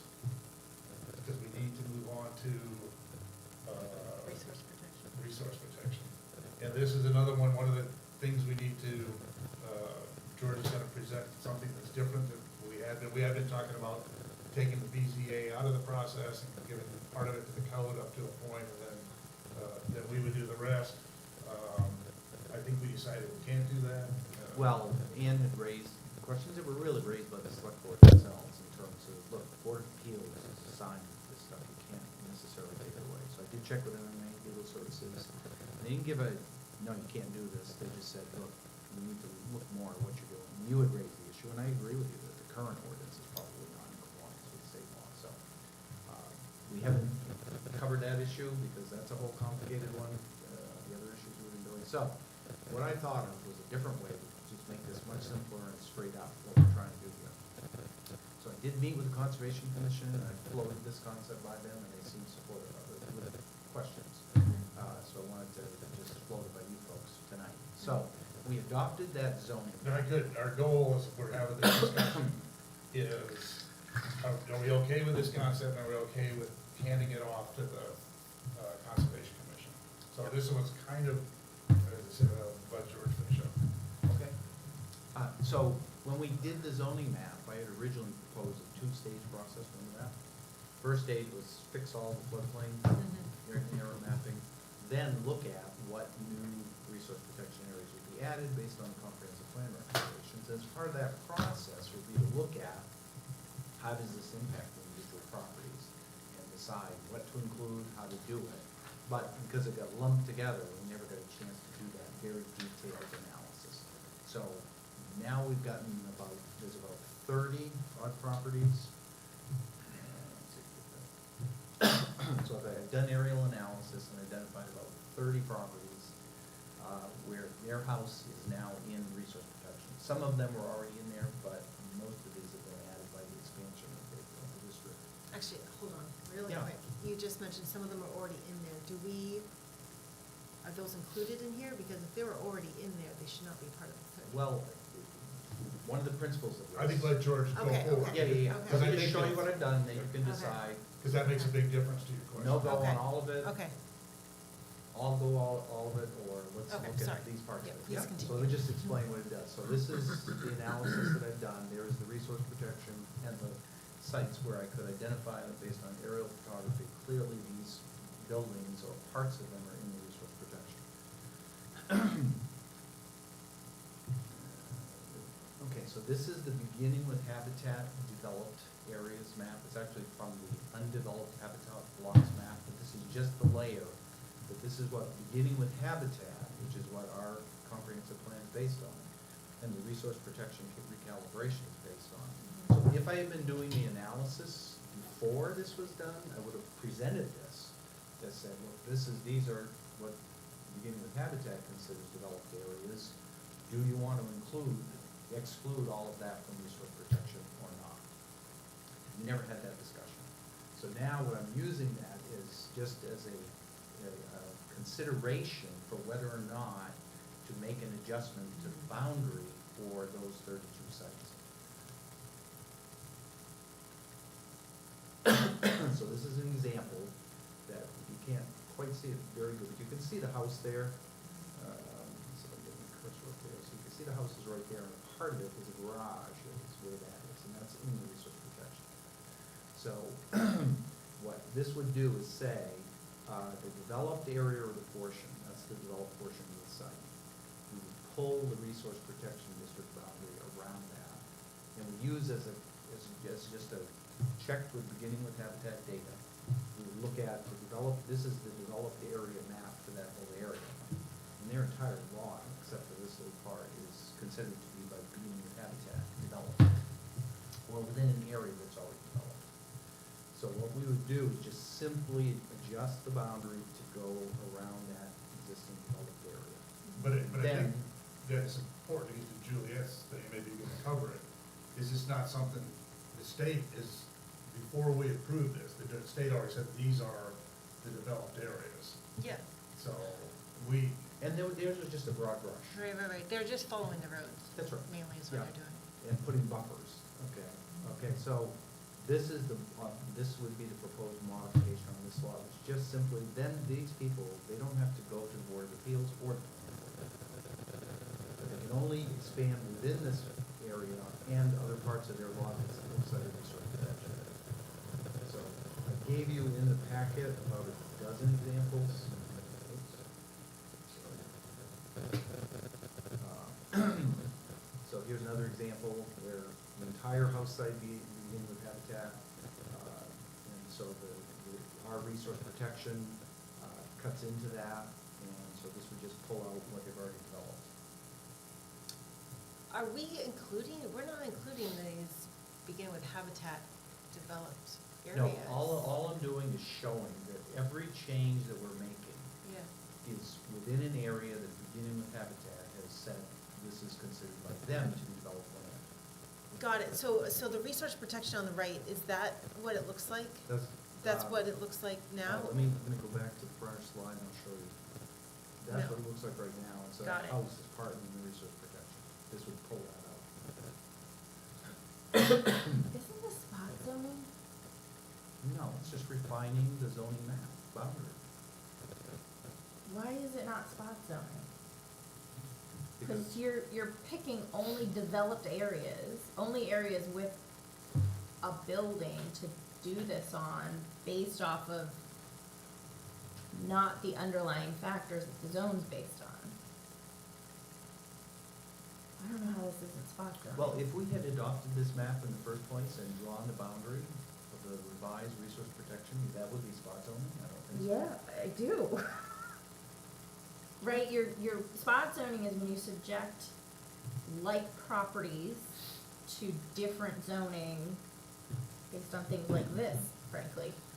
but is this not, George, it's not, we're doing this, the state has said these areas don't have to be, should not have been in in habitat beginning, whatever, because they're already developed. So basically, instead of having a big paintbrush of yellow, they carved out land that we did not, that's not requiring resource protection. But it wasn't just beginning with habitat that we based those zones on, right? There were other factors. Yeah, like this one is a good example. See, this is a creek or a stream that runs through it. Right, and And there's so a that, there's buffer along it, and that's in the beginning with habitat recommendations.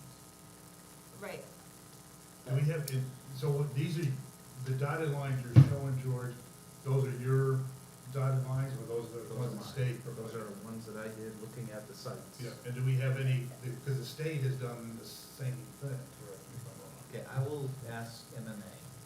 But also, how are we drawing that dotted line? That's just something that you're making up? Yes. No, I'm incredibly uncomfortable with this approach. Well, what if we use the state, what the state is, that's not the state carved out areas? The state has carved out areas at the beginning with habitat, but it wasn't the only thing that we based it on. So for example, I'm guessing that zone is based on the 100-foot buffer from the creek that we also based it on. They were all overlaid on top of each other. Right, I mean, how that line gets drawn is completely arbitrary. I do think it's spot zoning, but I could be wrong. And It basically follows the tree line on that side of it. You can see that follows the tree line. so what about a house? So there is that's no con- buffer there. So, but a buffer doesn't mean there is trees. A buffer is an area. A vegetative buffer means there may be trees. But a buffer is an area that you can't build in. And we're telling this person, you can go build within, I don't know, however many feet of that stream there is. Or creek, or whatever the hell that green line is. So, and why can that person have a bigger area than somebody else whose house really is in the middle of the woods and there is no tree line? That is, just feels really arbitrary to me. And not based on anything. Yeah, my concern here is that, without really looking in the field, we don't know, that could be a wetland, you know, that could be something we wanna protect. Do you remember the DEP, the subdivision? They got a fine for that, the zoning Yes. issue enforcement? That's what my Yeah. talking at, I think, but- Okay, that you wouldn't even know, looking at it, like it's cleared, it's grass, but it still mattered to the DEP, or DEC. So arbitrarily, like Ann was saying, making this line, I feel uncomfortable with that, without someone going into the field and looking Let at me it. ask- It's not actually surveyed line. Yeah, let me ask the question. Do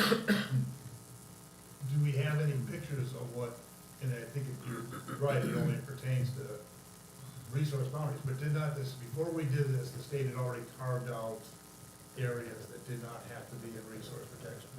We included them. Mhm. And so the question is, George, do we have any pictures of those? You were showing them, I think, to the Conservation Commission, or am I? Well, this is the area that the state has, subject to, and remember, Durham's regulations, even for streams, go beyond the state Oh, I requirements. know, I know. I know. So what you're saying is, the picture on my left, as I'm looking at that, the gray shaded areas, the state has said are not in need No. to be in The resource state protection. does not require resource protection on that stream right there. The state has said that those are not in the beginning with habitat based on what we said. Resource protection is a boundary that we created. No, I understand. So the Okay. state has a minimum, we create a resource protection that's above and beyond that minimum. Right, and so now we're saying, yeah, we feel that way as long as there's not a little house that somebody has arbitrarily drawn a line into what we previously decided should be protected. This is already there. Not the little line. You made that part up, right? No, they've already, that's just following what's already been developed. The driveway is there on the ground. Yeah, no, I get it, it's an aerial, I understand It's how they been work. developed. But we're talking about expansion, right? Expansion that does not exist. Right? It's providing them the option to expand in an area, trying to give them some Right. relief. Yeah. And so we've decided that stream is worth protecting. Whether you believe it or not, the town has decided that stream is worth protecting within 100 feet. Right, and we're saying, that's okay, there's a house there, you can actually develop within 100 feet of that. You can go stick a giant commercial garage right within, I don't know how far that is from the stream, creek, whatever the hell it is. Like, this approach does not make sense to me. This is like a very broad brush approach with no one looking at it or the consequences. Like, maybe it's an inconsequential stream and it's fine if they stick an industrial building in. I don't know. But we don't know because we've just drawn an arbitrary line So I around think every little red dot. the question I think that we started with was, this time last year, we had houses that were not in any kind of resource protection, wetlands, floodplain, whatever it may be. Got it. Then we passed resource protection, in early April, and we said now these 30 plus are in fact in, and so the question would be, what habitat are you protecting in developed lands? And the state has, but I thought I'd seen, I think the gray area, the state has said, that's developed, it doesn't, we don't consider that. No, a- that's that's- just no. beginning with habitat.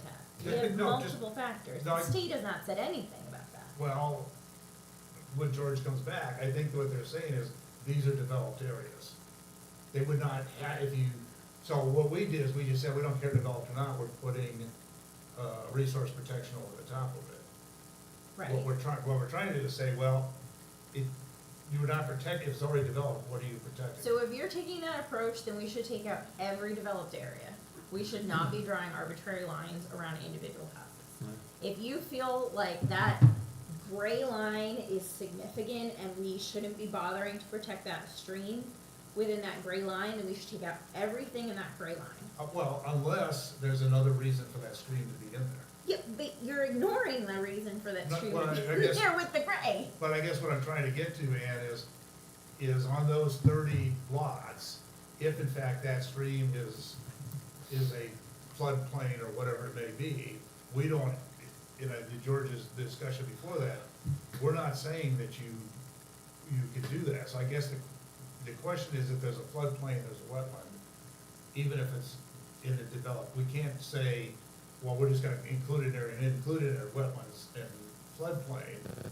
What we're saying, what we should say is draw the line that keeps it out of floodplain and wetlands, if that makes sense.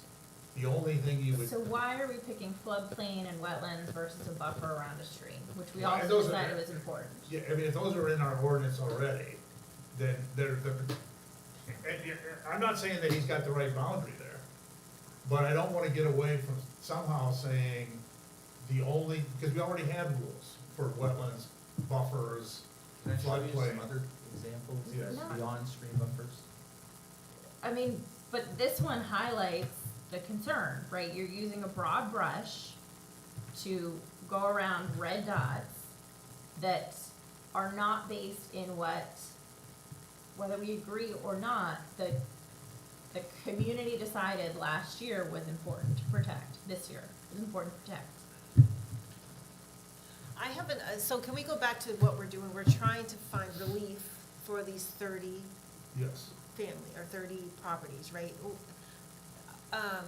Why not just, right, get it, if we can, maybe get it out of appeals, have them come, no fees I required. think If they we- want to expand, come to us. Because there may be a come legal to- issue with getting out. Yeah, I think we can't, Oh. Ann raised the issue of whether it's legal, MMA is waffling on Oh, okay. whether it could come to the, and quite truthfully, I don't see an issue with going to the fact they don't meet frequently, if, to me, and I think they would agree, if there's an issue, we need to meet. And Yeah, so, and- as a BZA. So, I don't know why this was just Kind of like a made, second, yeah, just kind of said, these areas are already developed. If the only reason your resource protection is habitat, but there's no way habitat is, I'm not in resource protection, but if you just drew a circle around my barn, and my mother-in-law's house, and my house, there are no landing turtles in that sucker. Okay, so this is, the Presumpscot, Interstarton River, resource protection. Your ordinance defines everything within 250 feet of that river as resource protection. So these are existing homes that have probably been there for 75 years or more, and those houses cannot be expanded without going to the Board of Appeals or the planning board. Well, but they can expand outside of it. They can expand outside of that red, and all of those houses are right on the red, so it's just saying where they can expand. It's not that they can't. So this concept, which you can decide this is a non-starter or not. Conservation Commission was open to it. This would change that to limited residential, which removes it from resource protection and still provides the shoreline zoning requirements. So that box, go back one, just So- understanding the box, the limited, the yellow color, Yep, that's outside of shoreline protection. no, it's in shoreline, Inside. it has to be because of DEP requirements. Okay, no, I got you. So, for example, why are we not drawing smaller circles around those instead of putting the whole thing in limited residential? Because if you do 4 or 5, 4 circles, it ends up with that whole area. Do you see how arbitrary that is though? Right, these people are getting bigger circles just because their neighbors happen to be next to them. Right? Okay, so here's another example. This person actually came in to apply for a garage and couldn't do it because of the resource protection. But they Well, could well, they outside of the can. resource protection. Yes. Can do They it. just can't put it where they want it, Couldn't put it closer to where the they river. want They it, have closer all to their this house. area Yes, for that's them. right, yeah. And this was already shoreline protection, I'm guessing, right? Because it's the big blue next to it. Yes, that's why the code officer said you can't do it where you wanna do it because of the resource protection. So why would we, that person already had these restrictions, right? Even before the change. Yes. Why would we carve them To out? treat them the same as we're carving out other people. And again, we're not carving them out of any resource, any shoreline zoning standards, we're just saying change that to resource protection so that they're no longer a non-conforming use that cannot do an addition to that house without going to the Board of Appeals. This is like the definition of spot zoning, which is illegal. Okay, I will check with MMA. If they consider it to be spot zoning, then we'll know. I thought it was clear that there'd be hardships on my properties been affected by this. Let me show you what kind of precipitates all this. It's this one right here. What'd you say, this is what? This is the couple that came in during the public participation process, and I've seen them at least 10 times Yeah, since then. I remember, yep. This is Hager Boatworks. They're now, they have no resource protection on any part of their property other than this right here, before this. This is all the landing turtle habitat plus the other 6+, and now their entire site is now non-conforming. So they can't expand their business, they can't expand the house that's there without going to the Board of Appeals. Could, if they go to the Board of Appeals, and I know it's not So the- 100%, so the they I- could get a, what do you call it, variance or whatever the right term is, to do that, if they went to that. I say we do that, I mean, there's 30 of them, let's look at them each as they And are. so this would just simply, consistent with the beginning with habitat, it would simply carve that out based on how much of that site, that's the clearing of where they've developed their business and their home. That was the basis. I'm not zoomed in, but if you zoom in on these, you can see, that's clearly the clearing around their house.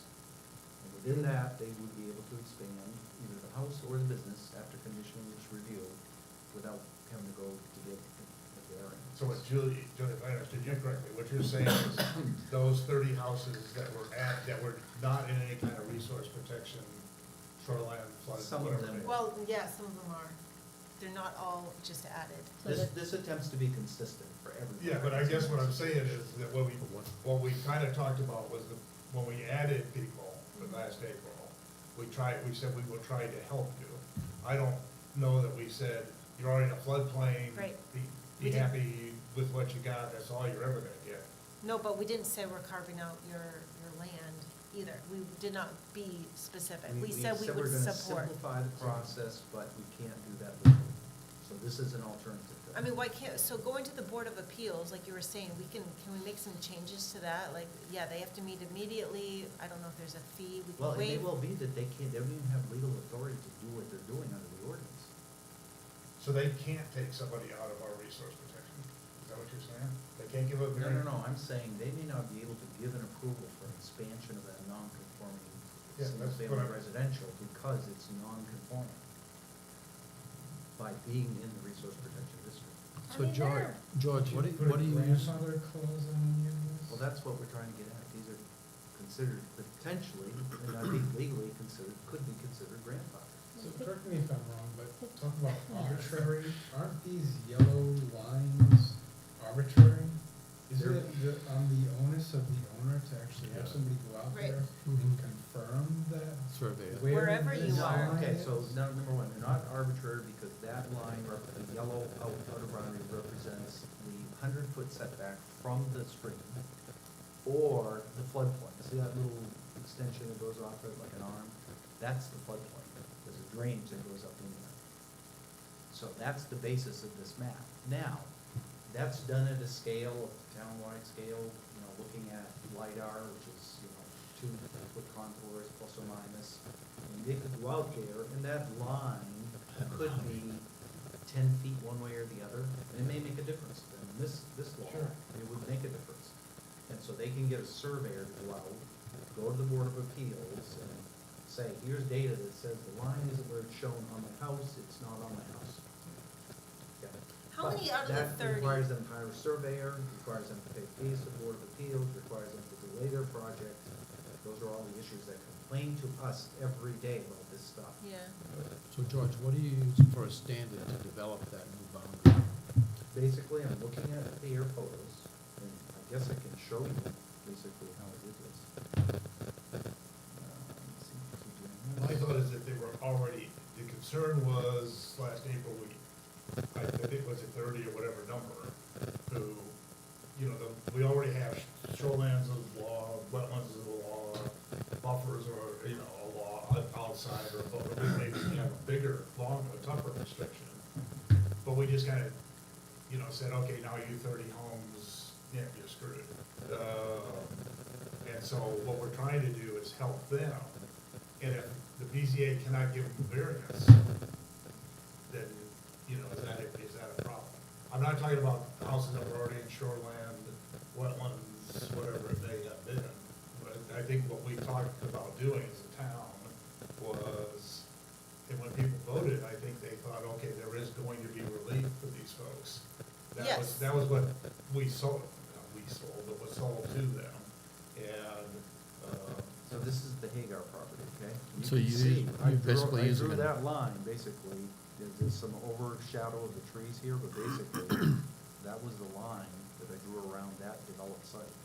But John, the relief being you can go to the zoning board of appeals. well, what George just said is, my question, I go back to, is the, no, it's not, Board of Appeals have the authority to give them a variance. So can we figure that out and then So I think there are come two back to this? things. One is a variance, which has very strict standards and requires very challenging standards to meet. But most ordinances, and I've never looked at the legality of it, say you can have an expansion of a non-conforming use, a non-conforming building, a non-conforming whatever, it's in shoreline of X amount, X percentage. And it usually goes, and it has to meet these criteria, right? It can't make it more non-conforming. So that when you look at the people on the river, you can't build closer to the river, but you can build further away from the river. And there's standards, those are everywhere. I've never looked at the legality of them. And so I think there is an option there. I mean, it's in state law. There are provisions in the state shoreline zoning. So I don't see why we couldn't have those that does allow expansion of non-conforming uses for buildings, for take pick, what you wanna expand without a variance. Up to 30%, Yeah, which that, for this house that's on this property is around, less than 1,000 square feet, so they're saying, what does that do? 3,300 square feet. Well, my concern is continues to be the people who, you know, after the fact, Yeah. and I get it, you know, shoreline zoning is how old in the state of Maine, before my time, but somebody has had a house on the river for 50 years and shoreline zoning comes along, we screwed them too. This isn't then just a year, this is. No, yeah, I mean, This is brand new, this Yeah. came out, not How required many- by state law. How many people of the 30 were impacted by our change last year? Versus we're already in it? Yeah, I haven't done that, I can Like check. half, maybe 50? But again, I'm just wondering. you could give me direction, the Conservation Commission could give me direction, if you say this even makes any sense whatsoever, and doesn't think so. But what I'm saying is, we could differentiate and give these people relief, but not give people that are in another place in resource protection relief. I was trying to be consistent Yeah, with all and that's property a good owners point that are in too, this right? If we situation. help one person, then Yeah. what about the others? So that could be an issue. My vote is that we wait to hear back on what the Board of Appeals can do or can't do. Again, And then go from no, there. I've already asked MMA. MMA says it's problematic. Oh, They- Okay, So the answer is no. To do the Board of Appeals stuff is problematic. Well, Mm. To did take they it say away our- from, to take it, to give it to us is problematic. And even to go beyond 30%. Currently, you can do unlimited expansions. Because they're not in any kind of resource protection. No, because the Board of Appeals has the authority under your current ordinance. You say no, or you're saying, they're proposing 80% expansion, or 150% expansion. They come to the conditional use, they can't go to you for conditional use because it's over 30%, but if they go to the Board of Appeals, the criteria that they have, is you have to show the septic system's gonna work, you have to show that it's not gonna have a deleterious effect on groundwater, standards that don't make any sense. Mhm. That's what's important right now. So George, I understand that you're doing this. What if another individual, say Alan Plummer starts doing this? Is he gonna use the same process, the overlays that you're using Yes. to determine the boundaries? This will revise the zoning map and make those little carve-outs, and that map will be right there, and he'll be looking at the GIS just like this. So if they apply for a building permit to add a small addition on But their garage. you're not using anything other than a visual of the overlay, correct? To determine the new refine boundary. that boundary, yeah. So the issue, they can't come to us for conditional use over 30%. That's the issue for That's coming part to of it. us. And coming to you at all is outrageous to them. Right, even if we could waive fees and speed up the process. My concern is, what if there is something that we want to protect, or we want to, in that far corner right there? And Which we, far corner? I don't know, in the south, like, I don't know. This is all resource, this is gonna remain resource protection, everything right up to that line. Right, but what if, we don't know if, unless someone goes out there and looks. and- But what we're and it trying to do gets- is get, get away from surveys, get away from, wildlife surveys and stuff like that, because this time last year, they could do whatever they wanted to do within that area, and then we arbitrarily, changed it, and so now they can't do Well, anything. not arbitrarily, right? David, I get it, it was a vote, and we used, Based on. Based on the Yeah, most right. pertinent information we had There at we the go. time. Right? And not if we wanted to protect it, it's that we said we do want to Right, protect it. right. well, and I go back to, if that area is only in there because of resource, in our opinion, it was a REAP 6, so I'll just call it 6. And if the state's now saying that that area is, in their gray area is not, should not be considered for, they consider it developed and doesn't have to be in resource protection. Why can't we then say, okay, if the state doesn't think it's, Then if you they should just take it develop. all out. What's that? You should take it all out. You shouldn't do it for one property. If you say, if the only reason it's in resource protection is because of beginning with habitat, but we don't think beginning with habitat matters in the gray areas, then all of it should come out, not little circles around individual properties. And I'm good with that. I Right? I voted mean, against but- it last year, so I'm But- good with that. But I do think, and I don't know, I'd have to think about it and research it, which I'm not gonna do because it's not my job anymore, is I do think you could probably craft a expansion of a non-conforming use. You'd essentially create quote-unquote grandfathering for, properties that were not in resource protection until April of this year, can expand up to 150% if X, Y, and Z criteria are met. Not, can you have a septic system, because that's bullshit. But like actual factors that matter, and they can show we're not gonna impact turtles and water quality or things. I think that's legal. I don't know, I haven't looked at it. But you could do something like that. Is it more work for them than drawing a line? Yes. Absolutely, 100%. But And more costs. yep, 100%. But we're talking about, frankly, one really angry property owner that's driving this.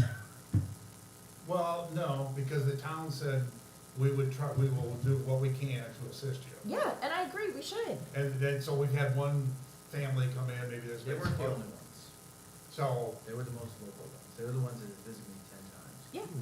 Yeah, I get it. And to say, I get we're it. gonna Being a help public you. servant sucks, I get it. Yeah. And we're gonna help, I promise. but, and then the other thing is, if, correct me if I'm wrong, the state has said, that we consider these developed areas, and doesn't have to be, we don't consider them part of resource habitat. Hold on, I don't know about that. I just pulled out the building, or begin with habitat maps, and the developed areas are within the protected areas. It doesn't mean that they don't care about them. It's just they're showing where the developed areas are. They're not saying, okay, these areas are free of, I probably said that wrong, but they are already developed areas that, if you go back in a year ago, a year and a half ago, would we have said, okay, look at the state considers these developed areas, let's not make them part of our resource protection. I don't know. I don't know if we would have done that. I would want to hear from Joe on that, these layers. I think what we're really saying, George, I understand what you're doing, but my concern is if you have 30 people, then is someone going to come along and challenge it? And can we defend it? If we go through the process of revising the zoning map, and we're using the beginning of habitat data to calibrate that boundary, yeah, we can defend it. You're Okay. not using being protected. You're not. That whole area is gray, and you're carving out a little chunk that has no relation to that gray. It has the relationship of it's within that gray area. Yeah, but that's, And the town those is are the town is. different so, things. Like you mentioned, we could, in the Conservation Commission, could consider just taking all of the gray out of resource Sure. protection. I don't think it's a good idea, but I at least think it's legal and not arbitrary. Okay, so I think we need to figure out whether, Okay. since we not want to end easy. this eventually before April meeting. Given where this is, we're not getting this in April. And so that's my question, is, Okay, so what would be good, is you folks take a vote. If you wanna kill this right here, it's done. If you wanna continue to explore it, I'll work with the Conservation Commission, they've already endorsed the concept. I'm not considering the legalities necessarily, but That's what we need to. I can give it an opinion from MMA, but if you're philosophically opposed to it, there's no point in spending my time going to the Conservation Commission or going to MMA for an opinion. If you're philosophically opposed to it, then that's. Well, here's- How we get- Can we, what about what Ann said earlier about expanding, grandfathering these in 100%? We don't have time to develop that. Okay, that's okay, that's fine, but can we look into that for next year? Yeah, and here's a thought too, is that there's a question about whether it's legal or not, whether, this spot zoning. If we get an answer, there's two things coming up. We get an answer before Conservation Commission, we take these questions and concerns to the Conservation Commission. And so they weigh in on it, say, we're okay with it because if it's not considered spot zoning, we want to do this. We then meet a week later, we can either kill it or let them move forward with it. I say, let's do a vote right now about Yeah, what because- George was saying. Yeah, I think regardless. Just Because this move has to forward. go through you. If you're against it, then it doesn't matter what the Conservation Commission does. And we're voting on this specific proposal, The you concept, cutting the out concept of yeah. revising, recalibrating the zoning map to exclude areas that are already developed, as I've defined it, which you may or may not agree with. Great, as you've defined it. That's right, that's fine, that's fine. It's not fine. No. It's fine that you consider that and you disagree with the concept. Right. So let me give you an example of why this is problematic. My property, you probably can't, I'm on Snow Road. Actually, I think I've got it on We've got it. My property has a house, and I have used my full field. I have 10 acres. It's all cleared. I have it fenced. I have a barn. I would consider yeah, right there, you were on it. Exactly. I think I'm zooming in on it. Yeah. It's a different map number, so that's why, they were, Yeah, that- oh, sorry, right there. That's it. No. Isn't that it? Is that it? I think so. Yeah, it's a dirt road, that's snow, right? Yeah, that's map No, 11. that's, no, that's up the 1142A? road. That's up the road. Okay, let me go back. That is, nope, that's, Okay, so Yeah, you're that's here my somewhere. house. That's your house right there. that's my house. Okay, that's the one. So, but look at, wait, no, go back Oh, to that one. Sorry, hold I on. wanna show you something. Okay. So I would consider, look at how much of my field is cleared. Yep. That now has fencing running almost all the way around it. Yep. You're seeing my barns. I would consider my entire site developed. Mhm. All of it. You've drawn a little loop around the buildings. Where your buildings are. But I use Correct. that full place. I have commercial garden beds, I have livestock fencing, all of it's developed. My neighbor, who frankly just built last year, knowing he was building in resource protection, has this teeny little cleared area. Why is that fair? Why would that comparison be fair to him or to him? you. Right? Cause I've got a field that I run with livestock. Like, I'm gonna tell you, my whole place is developed. I'm gonna be pissed frankly with that Okay, arbitrary line so you just draw. remember, the impetus of this was to grant relief to existing property owners whose lands are in resource protection to do expansions that can't be done, or theoretically can't be done through the current provisions. And that would allow someone to do an expansion within just that limited area of the lot. Now, you can argue the whole thing should be out. Sure, but why can't my neighbor argue the same thing just cause I have livestock fencing it? It's fundamentally unfair based on the property, what the property currently looks like. Like, maybe his woods are worth more than my field. Like, you can see my whole field is cleared. Well, the other approach would just be to put an arbitrary buffer of X number of feet. That's what I think From the the house. Conservation Commission was doing, they said 250 feet from the structure, right? Is that what Jess said? But see, I can't, But Which then is that at least pushes less out in- arbitrary. yeah, and that's further away too, potentially, right? Yeah, but 250 it cuts feet into the versus- resource Yeah. protection Yeah. more than is needed to provide the relief we've been trying to address. Yeah. Okay, so, I'm not sure we're gonna get anywhere with, if we still have the opportunity. So, we need if we wanna take a vote, and I guess we probably ought to take a vote, I'm not sure where everybody is. Do I have a motion? So there's probably two options, we kill it tonight, or, we send it, we find out if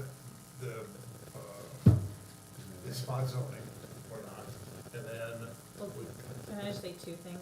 Spot zoning and arbitrary. They're both separate legal Are they- standards. okay. that Something needs to meet. so spots, we find out between now and Conservation Commission last week of. And I will tell them the methodology that they Yeah, definitely. Yeah, Definitely. and then if the answer is yes, it is arbitrary and or spot zoning, then that's the end of it. at the end of it, and so we don't go to it, we just say, if they come back and say it's not arbitrary, it's not spot zoning, we take it to the Conservation Commission, have taken the lead on resource protection.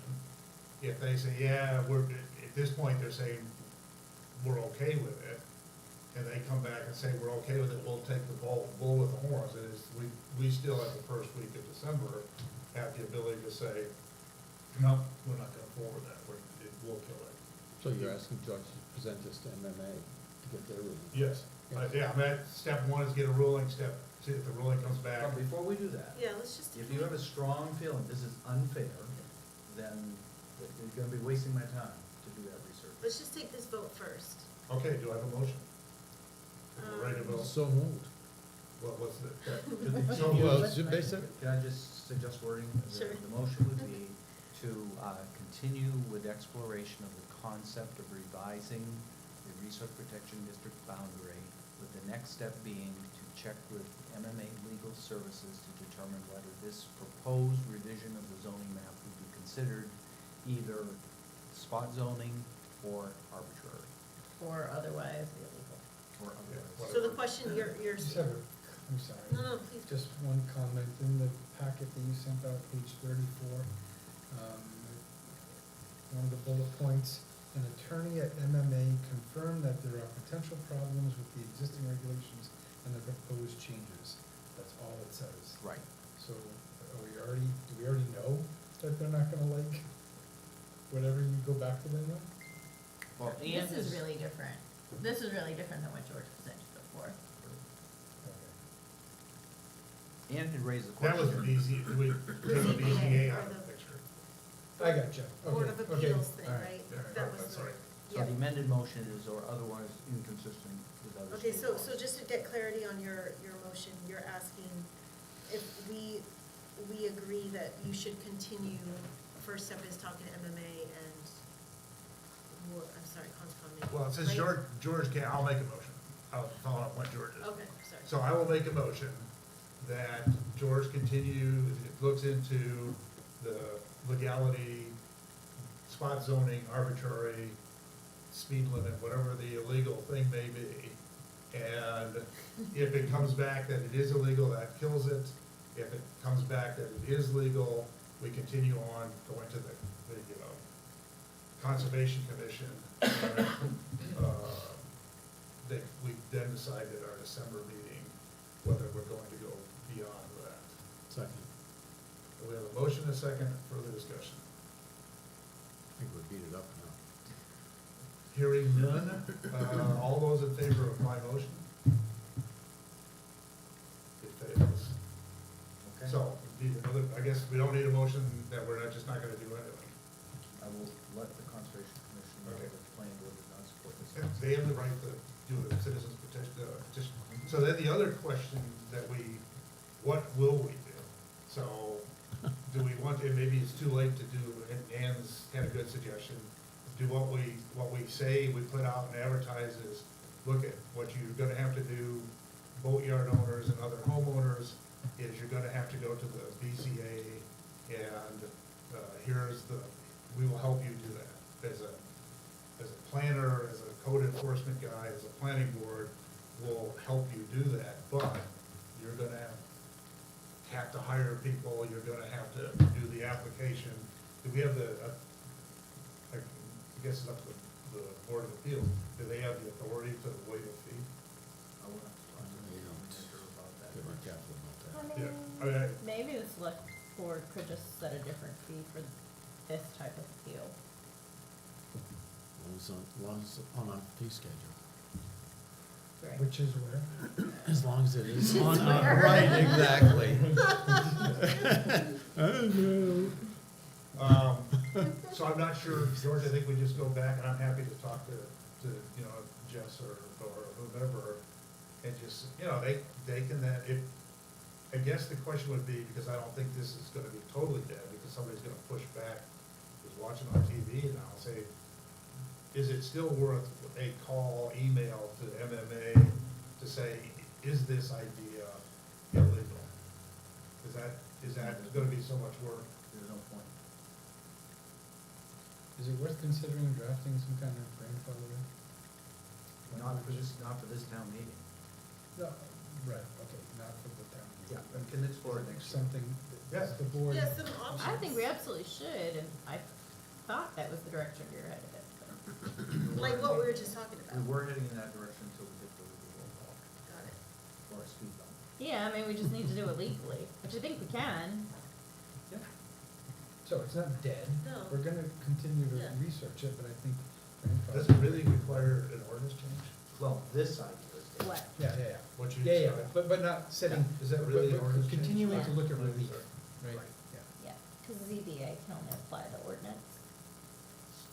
So if we don't change the ordinance, the Board of Appeals can't do anything, No, they They can can follow the current over- ordinance. which would allow, if they so felt. I mean, if it got challenged, Yeah. there may be issues, but honestly, who's gonna challenge it? Right, when you think about risk, I shouldn't say that out loud on camera, but, right, if Hagar Boat Works wants to expand tomorrow and go to the ZBA, are their neighbors gonna challenge it? Probably not. Their neighbors are also family, so, Okay, so I think his Still on the skin is books. off this horse, he's been dead for a while, and, I'm tired, I'm not giving any more mouth to mouth to that pony. So I guess, do we have, am I missing any other? So I think to recap, hell, I can't remember what we agreed to do. We're gonna just go back to solid, you're gonna give George some information on that and work Yep. with the. Yep. I'll do it as Conservation soon as I Commission. can too, so we can push that along. Okay, yeah, just so they have a chance to look at it beforehand. Yeah, And you're gonna kind of, George will get you a word thing, you're gonna come up with all those kinds of things on Yeah, I'll that. put the We're language not on gonna that do a too. survey, we're just gonna go have a couple of information meetings on housing. I probably would ask the conservation folks to do some stuff on solar and fees. The only thing really came up there was, we just need to find out what the fees are. Where are those little Where are those little devils? So, yeah, who knows, you know, if Alan doesn't like you, you're liable to pay a lot more than, if Alan does like you. Well, I got a file here that says it's Alan. All right, so I'm sorry, thank you all for, oh, December sixth, are we on, right, planning board meeting? is that the next, Yeah. the next Well, one? November 16th, 15th, right? Oh, I'm No, sorry, 15th yes. is our next meeting, November 15th. Public hearing? That's the public hearing, Public hearing at the fire Public information, At please six. use the term public, because there's Fire different station. rules. at the that fire apply. station. But we're gonna take public comment. Yes, Yeah. yeah, there'll be an informational comment, yes, we will take, but it, you know, be a little less formal than the public hearing. Actually, I Our have it, next event is November 15th at 6 PM at the fire station. I have a Eureka, it's fire It's a fire station, station. okay. Fire station. All right, got it. And then after that, the sixth. This is the December. And for you, it's whatever that last, the Conservation Commission. Oh, right, right. Yep. So it's at 6, not 6:30. It's at 6. The thought would be, that would give us a little bit more time to take comments, folks at home. Okay, And thank you all very much. I appreciate all of it. It actually is a very professional way that you handle that. With that, I need a motion to adjourn. I'll make that motion to adjourn. Second.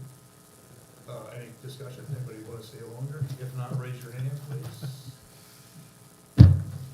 Thank you all very much. Yeah, thank you.